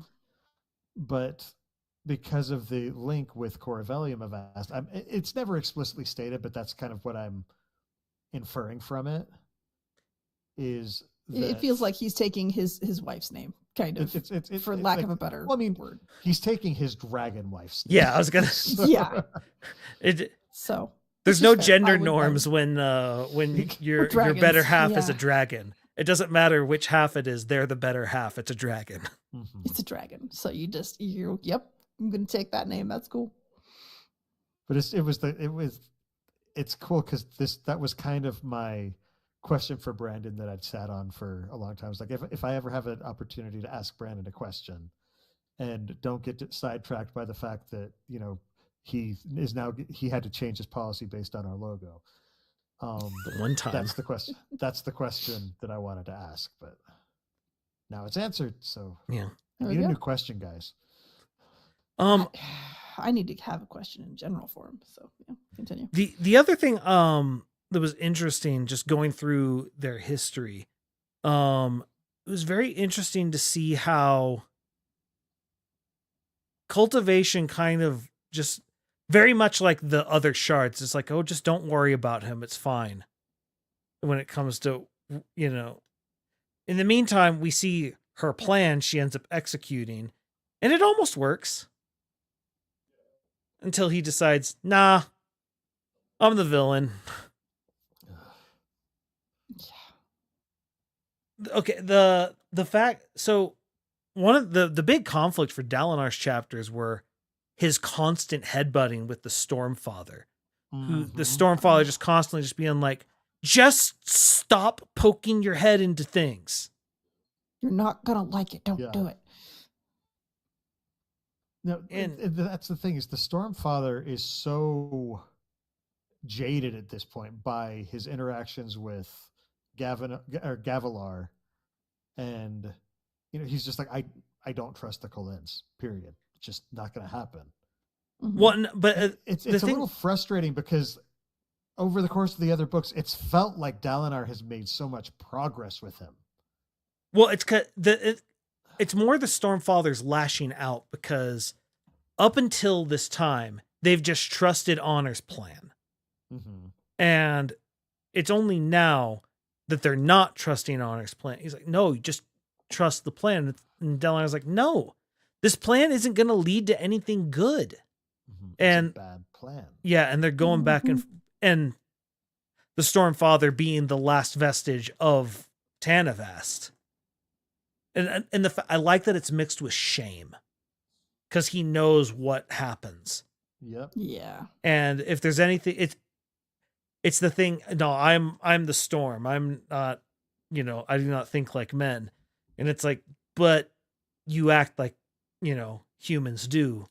'Cause shame is one of our most powerful motivators, where we will cause all kinds of, suffering to just avoid having Confronting it. To confront it. And it's just,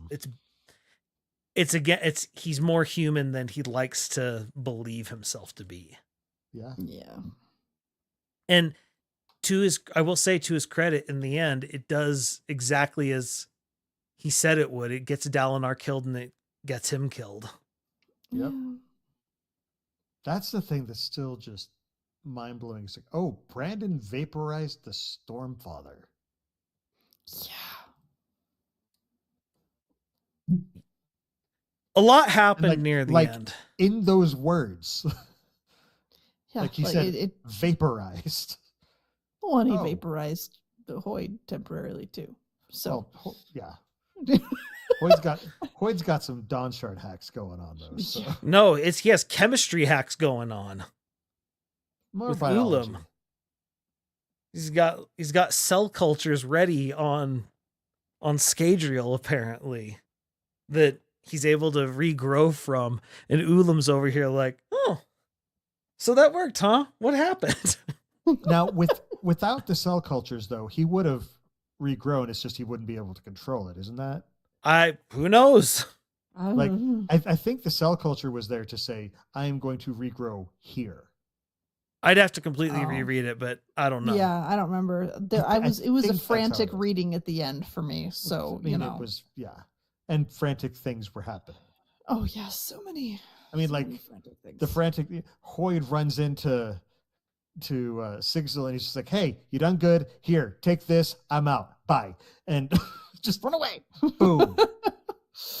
I loved the whole, he's able, because Taravangian takes up honor, becomes retribution, and it kills Dalinar, kills the Stormfather, and then he suddenly realizes, because cultivation flees, because suddenly cultivation's like, uh-oh. Nope. Well, cultivation, not only is it a double shard, she's an oathbreaker. She settled on a planet with Tanavast. And so she's under Retribution's power. And so it's literally run for your life. Yeah. And so it's going to be interesting to see which shards can stand up to him and can come against him and be like, no, my honor or whatever else is totally intact. So no, you don't get to touch me. But we've got endowment. At least endowment, and it sounds like valor is gonna play a role. Whimsy, we don't know anything about. I don't think they'll be reliable. Yeah. Their invention, as far as we know, is probably fine. Yeah. But what's the one on Komashi? She splintered herself. That was virtuosity. Virtuosity. But if they're working together, that's I don't know. But the whole destruction is so much, but we're kind of avoiding a subject we have to talk about. Because as soon as Taravangian finally finds Dalinar and just separates everyone, he starts just putting Dalinar through his worst moments, just trying to make him feel horrible. And Dalinar has to then do the dumbest thing any character does in all of the Stormlight archive. And he confronts the Blackthorn and gives him his memories. In the hopes of fixing the Blackthorn, right? Yeah. Well, because it's the whole thing like, this is what changed me. But Dalinar's forgetting a very key component. He lived an entire life forgetting this moment. And then cultivation slowly brought those memories of being this horrible person back, and Evie back. And he's trying to do it in He reverse gave, order, and yeah, it's not. he gave him the memories at the worst time when he is the most Blackthorn. And Mhm. so Yeah. So in the end, Odium, that's when he is consumed by the thrill. yeah. And just Well, and rage. He's given this thing a mind now, his mind. And so it's like, Mhm. all right, it now has a cognitive aspect. It clearly has a spiritual aspect. Everything does. And we know a shard can create a body. Yep. Yep. And now we're going to have so much trauma for Adolin and for Navani and for everybody, to be And perfectly for honest. Gavinor. And for Gavinor. Oh my goodness. That poor child. He's going to need so much therapy. So much therapy. And Kaladin's not there to do it. Well, we don't know what time shenanigans. Maybe he'll become a Windrunner so that Kaladin will be his patron. Maybe. No, it's one of those things, because it's the whole Odium has wanted the Blackthorn as his champion for so long. Mm-hmm. And it's like, is it as good as Dalinar himself? No, but Taravangian's clearly willing to settle for substitutes since he did that to his entire city. And I love Taravangian sitting there stewing in his city. Like, because I mean, you say he did that to his entire city. He preserved the originals. Yeah. He moved them to spirit. Yeah, Yeah. So they're not copies. But he made it look like he did it. Yes. Yeah. It's a copy of his city, though. Right. And it's the thing that he started this whole escapade just to save is the thing he ends up destroying. Yeah. It's just... And it's interesting. And what I love is he's stewing, because the whole reason is like he eviscerates Yasna, because it's like, no, being a ruler, you clearly favor your people. Like, so it's not the greatest good ever. And he's over here spouting off, no, I'm going to save everyone. And I keep my promises and all this other stuff. And in the end, he's he's amongst his family in Kharbranth, and he's still just sitting there enraged because Dalinar was right about him. Mm-hmm. Yep. And it just, I think at some point that's gonna, now at this point, that point might be like 2040 when we finally get to it. But it does make me wonder if there's going to be some moment of growth in the Blackthorn, or some look from the Blackthorn or whatever that's going to give a moment or a pang of like guilt or something to Retribution, like just from the whole like Dalinar was right about that, and then here's Dalinar 2.0. I think Blackthorn's there for Adolin's next character arc. Oh goodness. Adolin's next character arc, Gavinor's next character arc, Navani's next character arc. Oh, that poor woman. She needs to stop being widowed. Well, I don't think you technically can stop being widowed, can you? Well, she needs to stop having events that cause her to become maybe she should stop marrying really important people who people want to kill. I think at this point she's not marrying anybody else. She's gonna be like, she's nope. Probably. I think at this point she's probably done. Yeah. Yeah. Especially because whenever she comes out of stasis, she's just gonna have a lot of problems to deal with. She's gonna have so much to deal with. It'll be a good distraction. She's not gonna have time to date. Yeah. Ugh. Oh man. No, it gets messy. Now again, I feel it. I agree. I feel at the end it was a little rushed, and I would have liked a little more time. I might have spent a little less time with R'laine and Renar, and a little less time with Zeth's flashbacks to get a little more here. Yeah, there were. Yeah, there were several things that could have been tightened up a bit. It's just there's just a few things. This book is dense. There's not a lot you can Really cut. Yeah, you can really cut to make it work. Yeah, it's funny because I think Josh is a little more than halfway through, and he's still going, man, I can just feel like that tension like building up, and I'm like, oh, it just keeps going. It just goes and goes and goes. It just keeps building. Oof. No, there's just not much you could really pull, because I and obviously we'll get to it in the next two. I feel like Shallan's and Adolin's arcs are like, there's no wasted space on those arcs. They are fairly tight. Mm-hmm. So but I mean, I guess a little bit that could be tightened up with Adolin, I think. Yeah, and I mean, so I could see some people being like, "Well, you could tighten up things," but it's building the relationship there, and so that's going to take a little more meandering and a little more breathing room and stuff in it. So it didn't feel overly verbose to me on that, because it was fun to see that friendship blossom. But yeah, just with this book, it's just like there's not much you can cut. I mean, look, there's not much fat on it. Yeah. What was it Brandon said in the interview? I'm pushing the limits of what can be bound, which I thought was one of the most hilarious sentences I've ever heard. Yeah.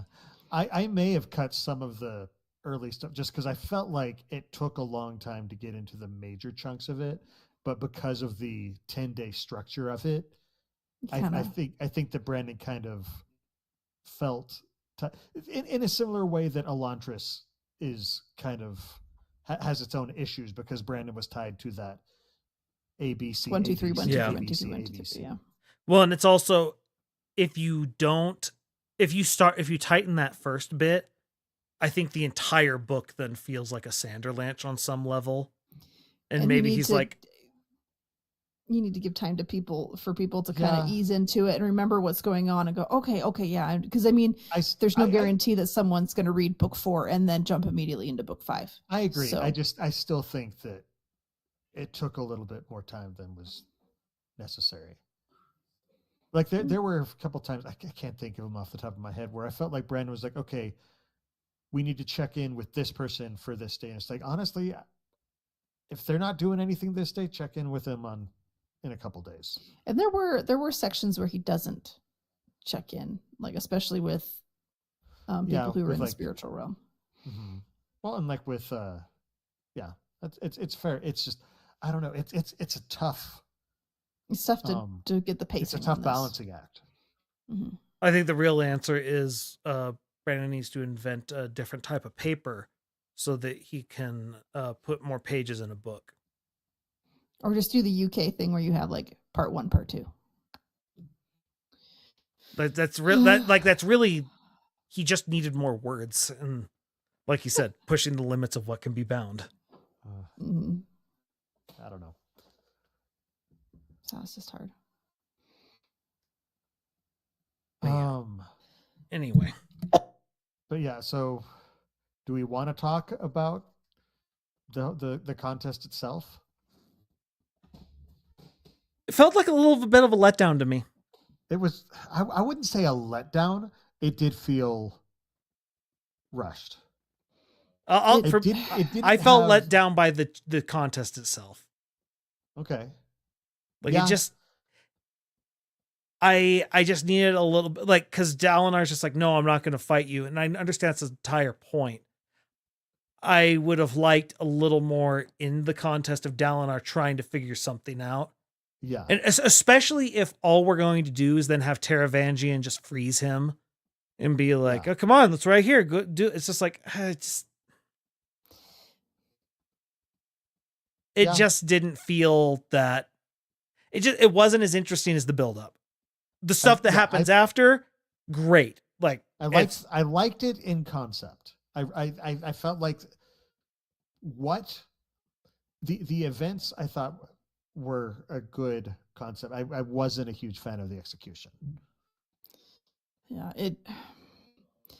I've said before that like I struggle with bad guys who are too good at what they do, and that felt like a lot of what this book was. Like Moash still was just fine, and Retribution now, like as far as he's concerned. He's still doing just fine. He's got even more power and everything else. And like, I know it's probably building up to arcs, and I mean, we have the second half and all these other things, but it just, I get frustrated by it and I struggle with it. And I know it's a me thing and I know it makes the story more interesting, but I just get angry about it because I'm just I feel like the good guys are just getting stomped and stomped and stomped and stomped and stomped. I get what you're saying. Mm-hmm. I feel like it was definitely a good place to end with the heroes in jeopardy, but it did feel like the villains' victory for the time being was too all-encompassing. Because I mean, you can see sort of a way out, maybe, but it's looking pretty dark. You see, for me, I guess I liked it because first of all, like, I predicted I kept calling it war, but like that was my big prediction, was that it's going to be he's going to end as a fusion of the two shards. Uh-huh. But it's more, they won, but they didn't get what they wanted out of the win. Like that was the thing. Like, it was supposed to be a total victory. They just get all of Roshar. Yeah, it was supposed to be all of it, except like the only thing that Taravangian expected to not get was Urithiru itself. Mm-hmm. And he didn't get it. Upon assuming the power, he was supposed to then destroy all the Spren. He didn't get to do that. And so they were able to hold him off. And it's to me, it's more the fact that, and then they didn't get Azir, which was like, obviously when we get there, I think that was my favorite storyline of the book. Oh yeah. But it's just the fact that it was supposed to be complete. And that's the thing that gnaws at Taravangian. He's a guy who plans for every little thing that could happen. And there's these gaping holes now in his plan. Perfect plan. And it's just one of those things. Those are going to be the holes that get exploited. And I mean, and there's the whole stuff with the singers where they're independent-ish. Yeah. That he's probably not happy about either, but there's only so much he can do about that. And so but I always, in knowing how big of a gap we're going to have between book 5 and book 6, it eats at me. And I just get frustrated by it, because it just feels like the good guys were screwed no matter what they did, kind of, and they were. And it's just, that was the whole point leading up to the contest, was that Dalinar I struggle with that. It's like, this deal, there's no good solution to it. Good solution, yeah. Yeah. And I also just, maybe it's just because I'm also looking forward in the Cosmere, and I'm very intrigued to see where he goes with this. Mm-hmm. That's the other thing. Apparently, like, he's so worried about what's going to happen, he does a big time dilation thing on the planet and goes into hiding. So he's on the run right now. Yeah, I think one of the things that doesn't sit for me, and this is purely me. Yeah. I didn't like the way that he won Thalana. It felt slimy. But everything about him feels slimy right now. The reason I say I don't like that, it didn't feel like Fen. Because Fen is scrappy, and it felt like Fen was just, she felt weaker than Fen to me. I would have liked if Fen then decided to stand up anyway, and then he reveals, okay, well, I had your people in the background, and you really should have been thinking about the fact that you are an elected queen, not queen. Yes. That would have worked better for me. That and again, that's me. It just, the way that, I mean, because essentially what happened is Fen betrayed the Alliance. She was given logical reasons. She had good reasons for it, but I didn't like that Fen was essentially a traitor. I just saw it as her being, yeah, I can see that. I understand what you're saying. I But it was- also Yeah. it I also didn't could fit have- the character that I thought that he had built for Finn. And Yeah, it So- felt dirty to me. Like I couldn't put my finger on it, but I was like, and Yasna spends like the whole book just being like frustrated, and she's not making any headway, and then she loses her sense of like confidence kind of at the end because she's like, I totally biffed it, and that's like the end kind of what we see with her. The So other it's way it could it's have just worked with frustrating. Fen that I think would have worked would have been if Fen said, no, this isn't it doesn't matter that she's being hypocritical here. Like it's still not right. And then if Taravangian's like, okay, I'm taking this, this, and this. You're going to be isolated. Your only trading partners are going to be this. I'm going to be able to starve you out anyway. Like just take aside all this other stuff that she's a hypocrite. Who are you going to trade with? Like, and if he just made an economic to a merchant, absolutely. Yeah, and she could have been like, and then actually that would I kind of like that better because then her and Yasna's debate would be, I gotta look out for like you looked out for your people, I gotta look out for mine. Mm-hmm. But and I don't know, I think like it's just one of those. Economically speaking, I don't see another option. Like this seems this is when I have the most leverage now. It felt so because it made Finn feel weak. It was just frustrating. If did the more I talk about it, the more I like the idea of her being like, this is when I have the most leverage against him. I'm not going to have better, and he's clearly going to go to war, and I don't want my people getting conscripted. Yeah. And then I think even then, Yasna would have been like, yeah, that's what I would do. Like just sort of crap. Yeah, there was just something about it that didn't quite sit right with me. So, yeah. Hopefully it's leading to some, because look, Yasna is my favorite character in these books so far, so I'm hoping it's leading somewhere interesting. Well, I mean, I think it's going to be somewhere interesting simply for the fact that Yasna, as things currently stand, is supposed to be the flashback character for the final book. Oh yeah. So, oh man. Yeah, the order She's got things to do then. Yeah, I believe the order that we have right now, which Brandon has said could change, is Lift, Renarin, Shalash, Taln, Yasna.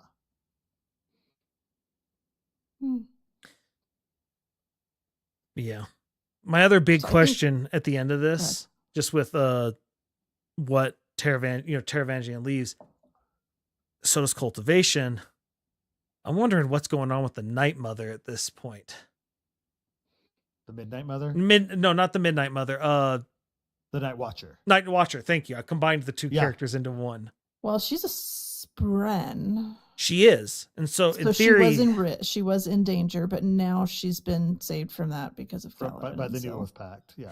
Wait, no. I think I know what's going to happen now that I think about it. The sibling made rooms for their brother and sister. Yeah.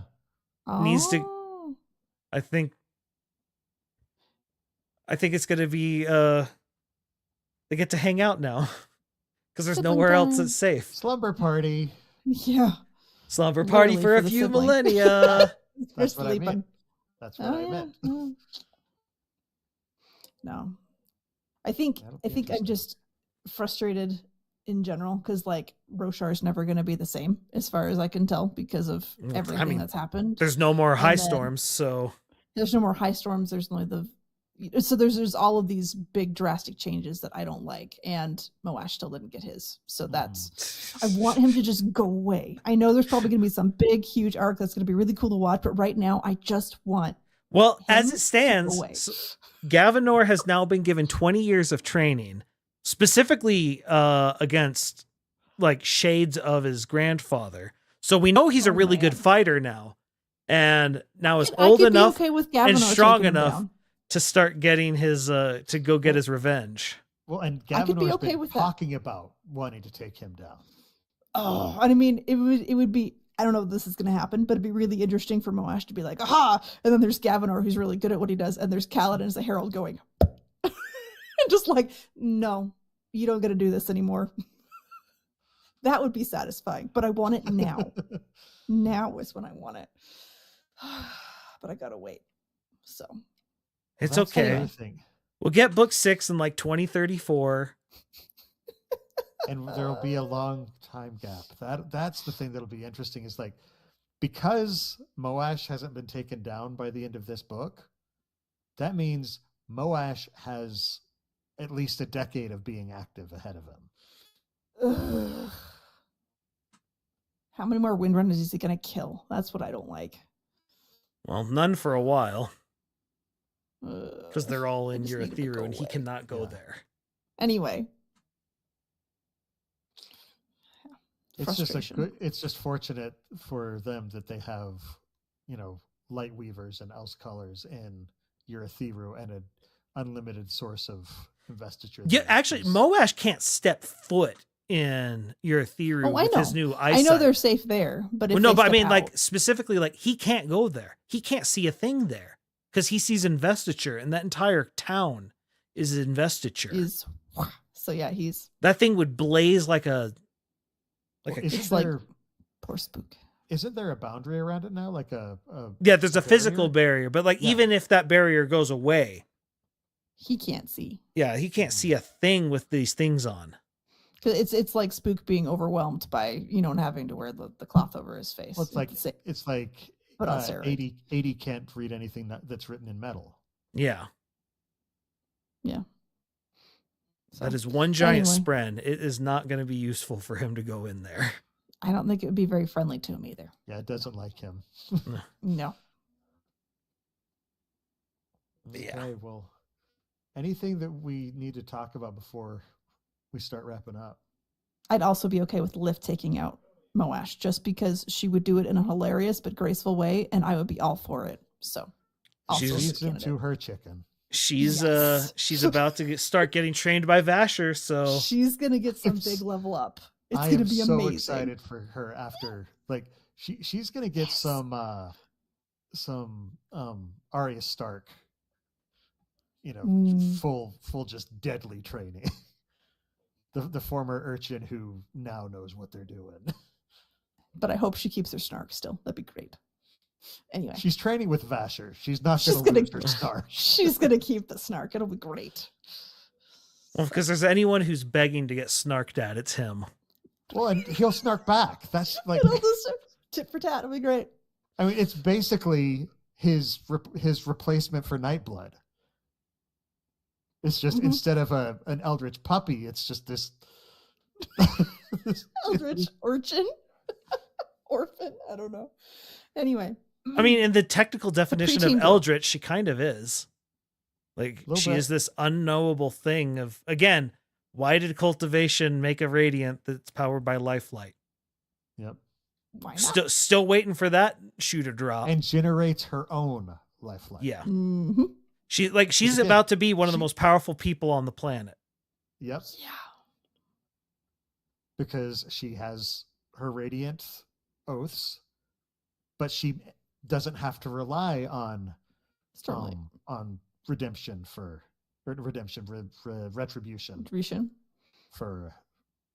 For light. investiture. Mhm. She just makes her own. She just needs a nice supply of food. So Once they invent power bars, she's going to be unstoppable. imagine if they gave her like caffeine or something. Oh man. Want to see it. Anyway, we love hearing from our listeners. So please, even though we are pulling back on the podcast, we are going to continue to check the email account. So please write in. You can ask us about the Cosmere. You can drop us your latest theories. While you're at it, we would love to hear your feedback about what you think of the podcast and what we've done over the years. You can send all your questions and suggestions and everything else to cosmerestudies@gmail.com. We would love to hear from you. It doesn't even have to be concise. You can even do the social media accounts too, if you Yeah. want to do that. All right. Well, we do have our own personal projects that we're working on outside of this podcast. So, Jordan, why don't you let us know what you've got going on? You can find me twitch.tv/splice stream. I am doing more Quizzard this weekend. So if you would like to participate in video game trivia like Baindeer did, come and join us. It's going to be a ton of fun. Cool. And Amy, how about you?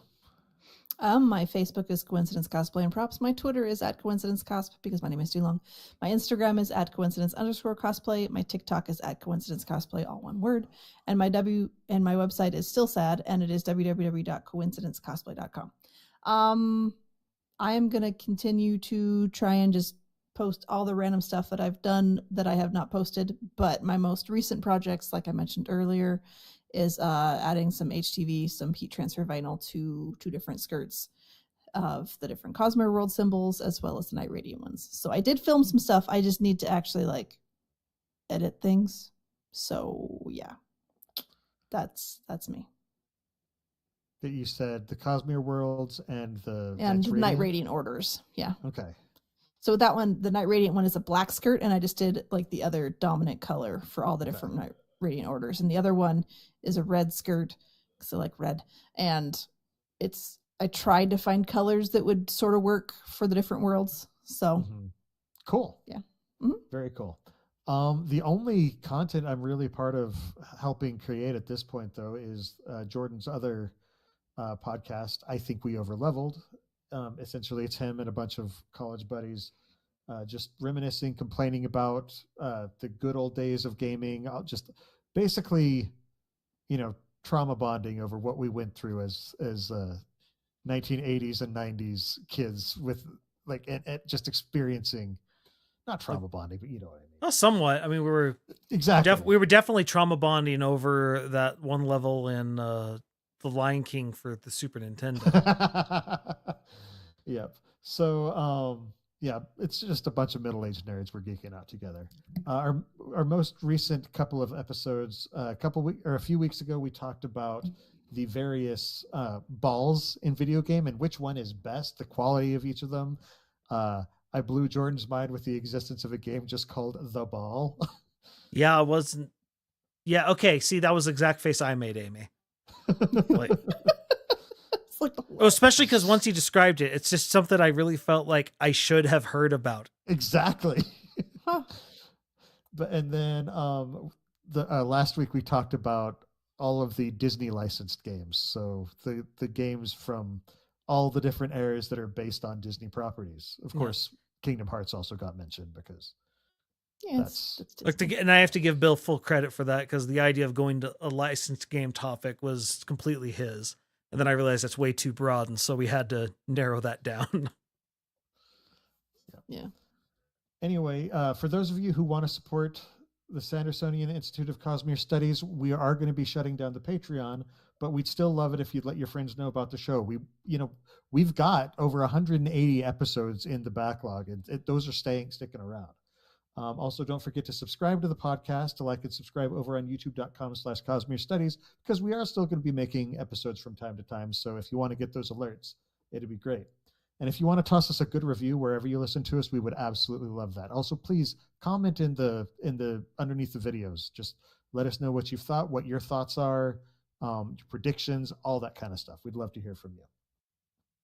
All right, final thoughts. Navani keep losing husbands, and it's sad. She should. Where was the last place she left them? She needs to check. Spiritual realm, obviously. Yeah. I still, every time I think of where Navani is at the end of this book, I just picture Zelda. It's like she is stuck in a Zelda crystal right now. I picture that, or the Firefly, how River is in that cryogenic thing. Okay. Interesting. All right. Well, in addition to the live episodes of the show that stream on youtube.com/Cosmere Studies every 2 weeks on Monday nights at 7:30 p.m. Pacific Time, 10:30 p.m. Eastern, listeners can find our videos on YouTube or audio versions of the podcast on Apple Podcasts, Spotify, and just about any other service that carries podcasts by searching for Cosmere Studies. You can also follow us on Twitter, Instagram, TikTok, and Facebook under the profile at Cosmere Studies. For our next episode, we are going to be continuing our deeper dives into the various plots over the course of Wind and Truth. Next time, we're going to be looking at Shallan, Renarin, R'Laine, and Crew's story. So make sure to join us in chat for the live discussion on Monday, March 10th, 2025 at 7:30 p.m. Pacific Time, 10:30 p.m. Eastern at www.youtube.com/Cosmere Studies. Until then, on behalf of Amy, Jordan, and myself, thanks for listening, and remember, There's always There's another always secret. another secret.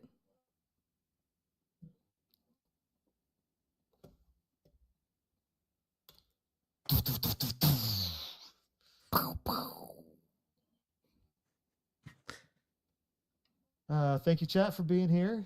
Y'all are awesome. We appreciate you. Those who we had a couple that I wasn't familiar with. Yeah. Gandhi and Simply Nerdy. Yeah. Uh-huh. So if you're still here, thanks for being here. Yeah, thank you so much. Ugh. I gotta take out the garbage and then go to bed. Hopefully a nice long sleep will help me. Okay, well, don't close yet because Jordan's fully uploaded now, so. Mine's sort of blinking. I don't know if it's done yet. Not quite. It's at 99%. Okay.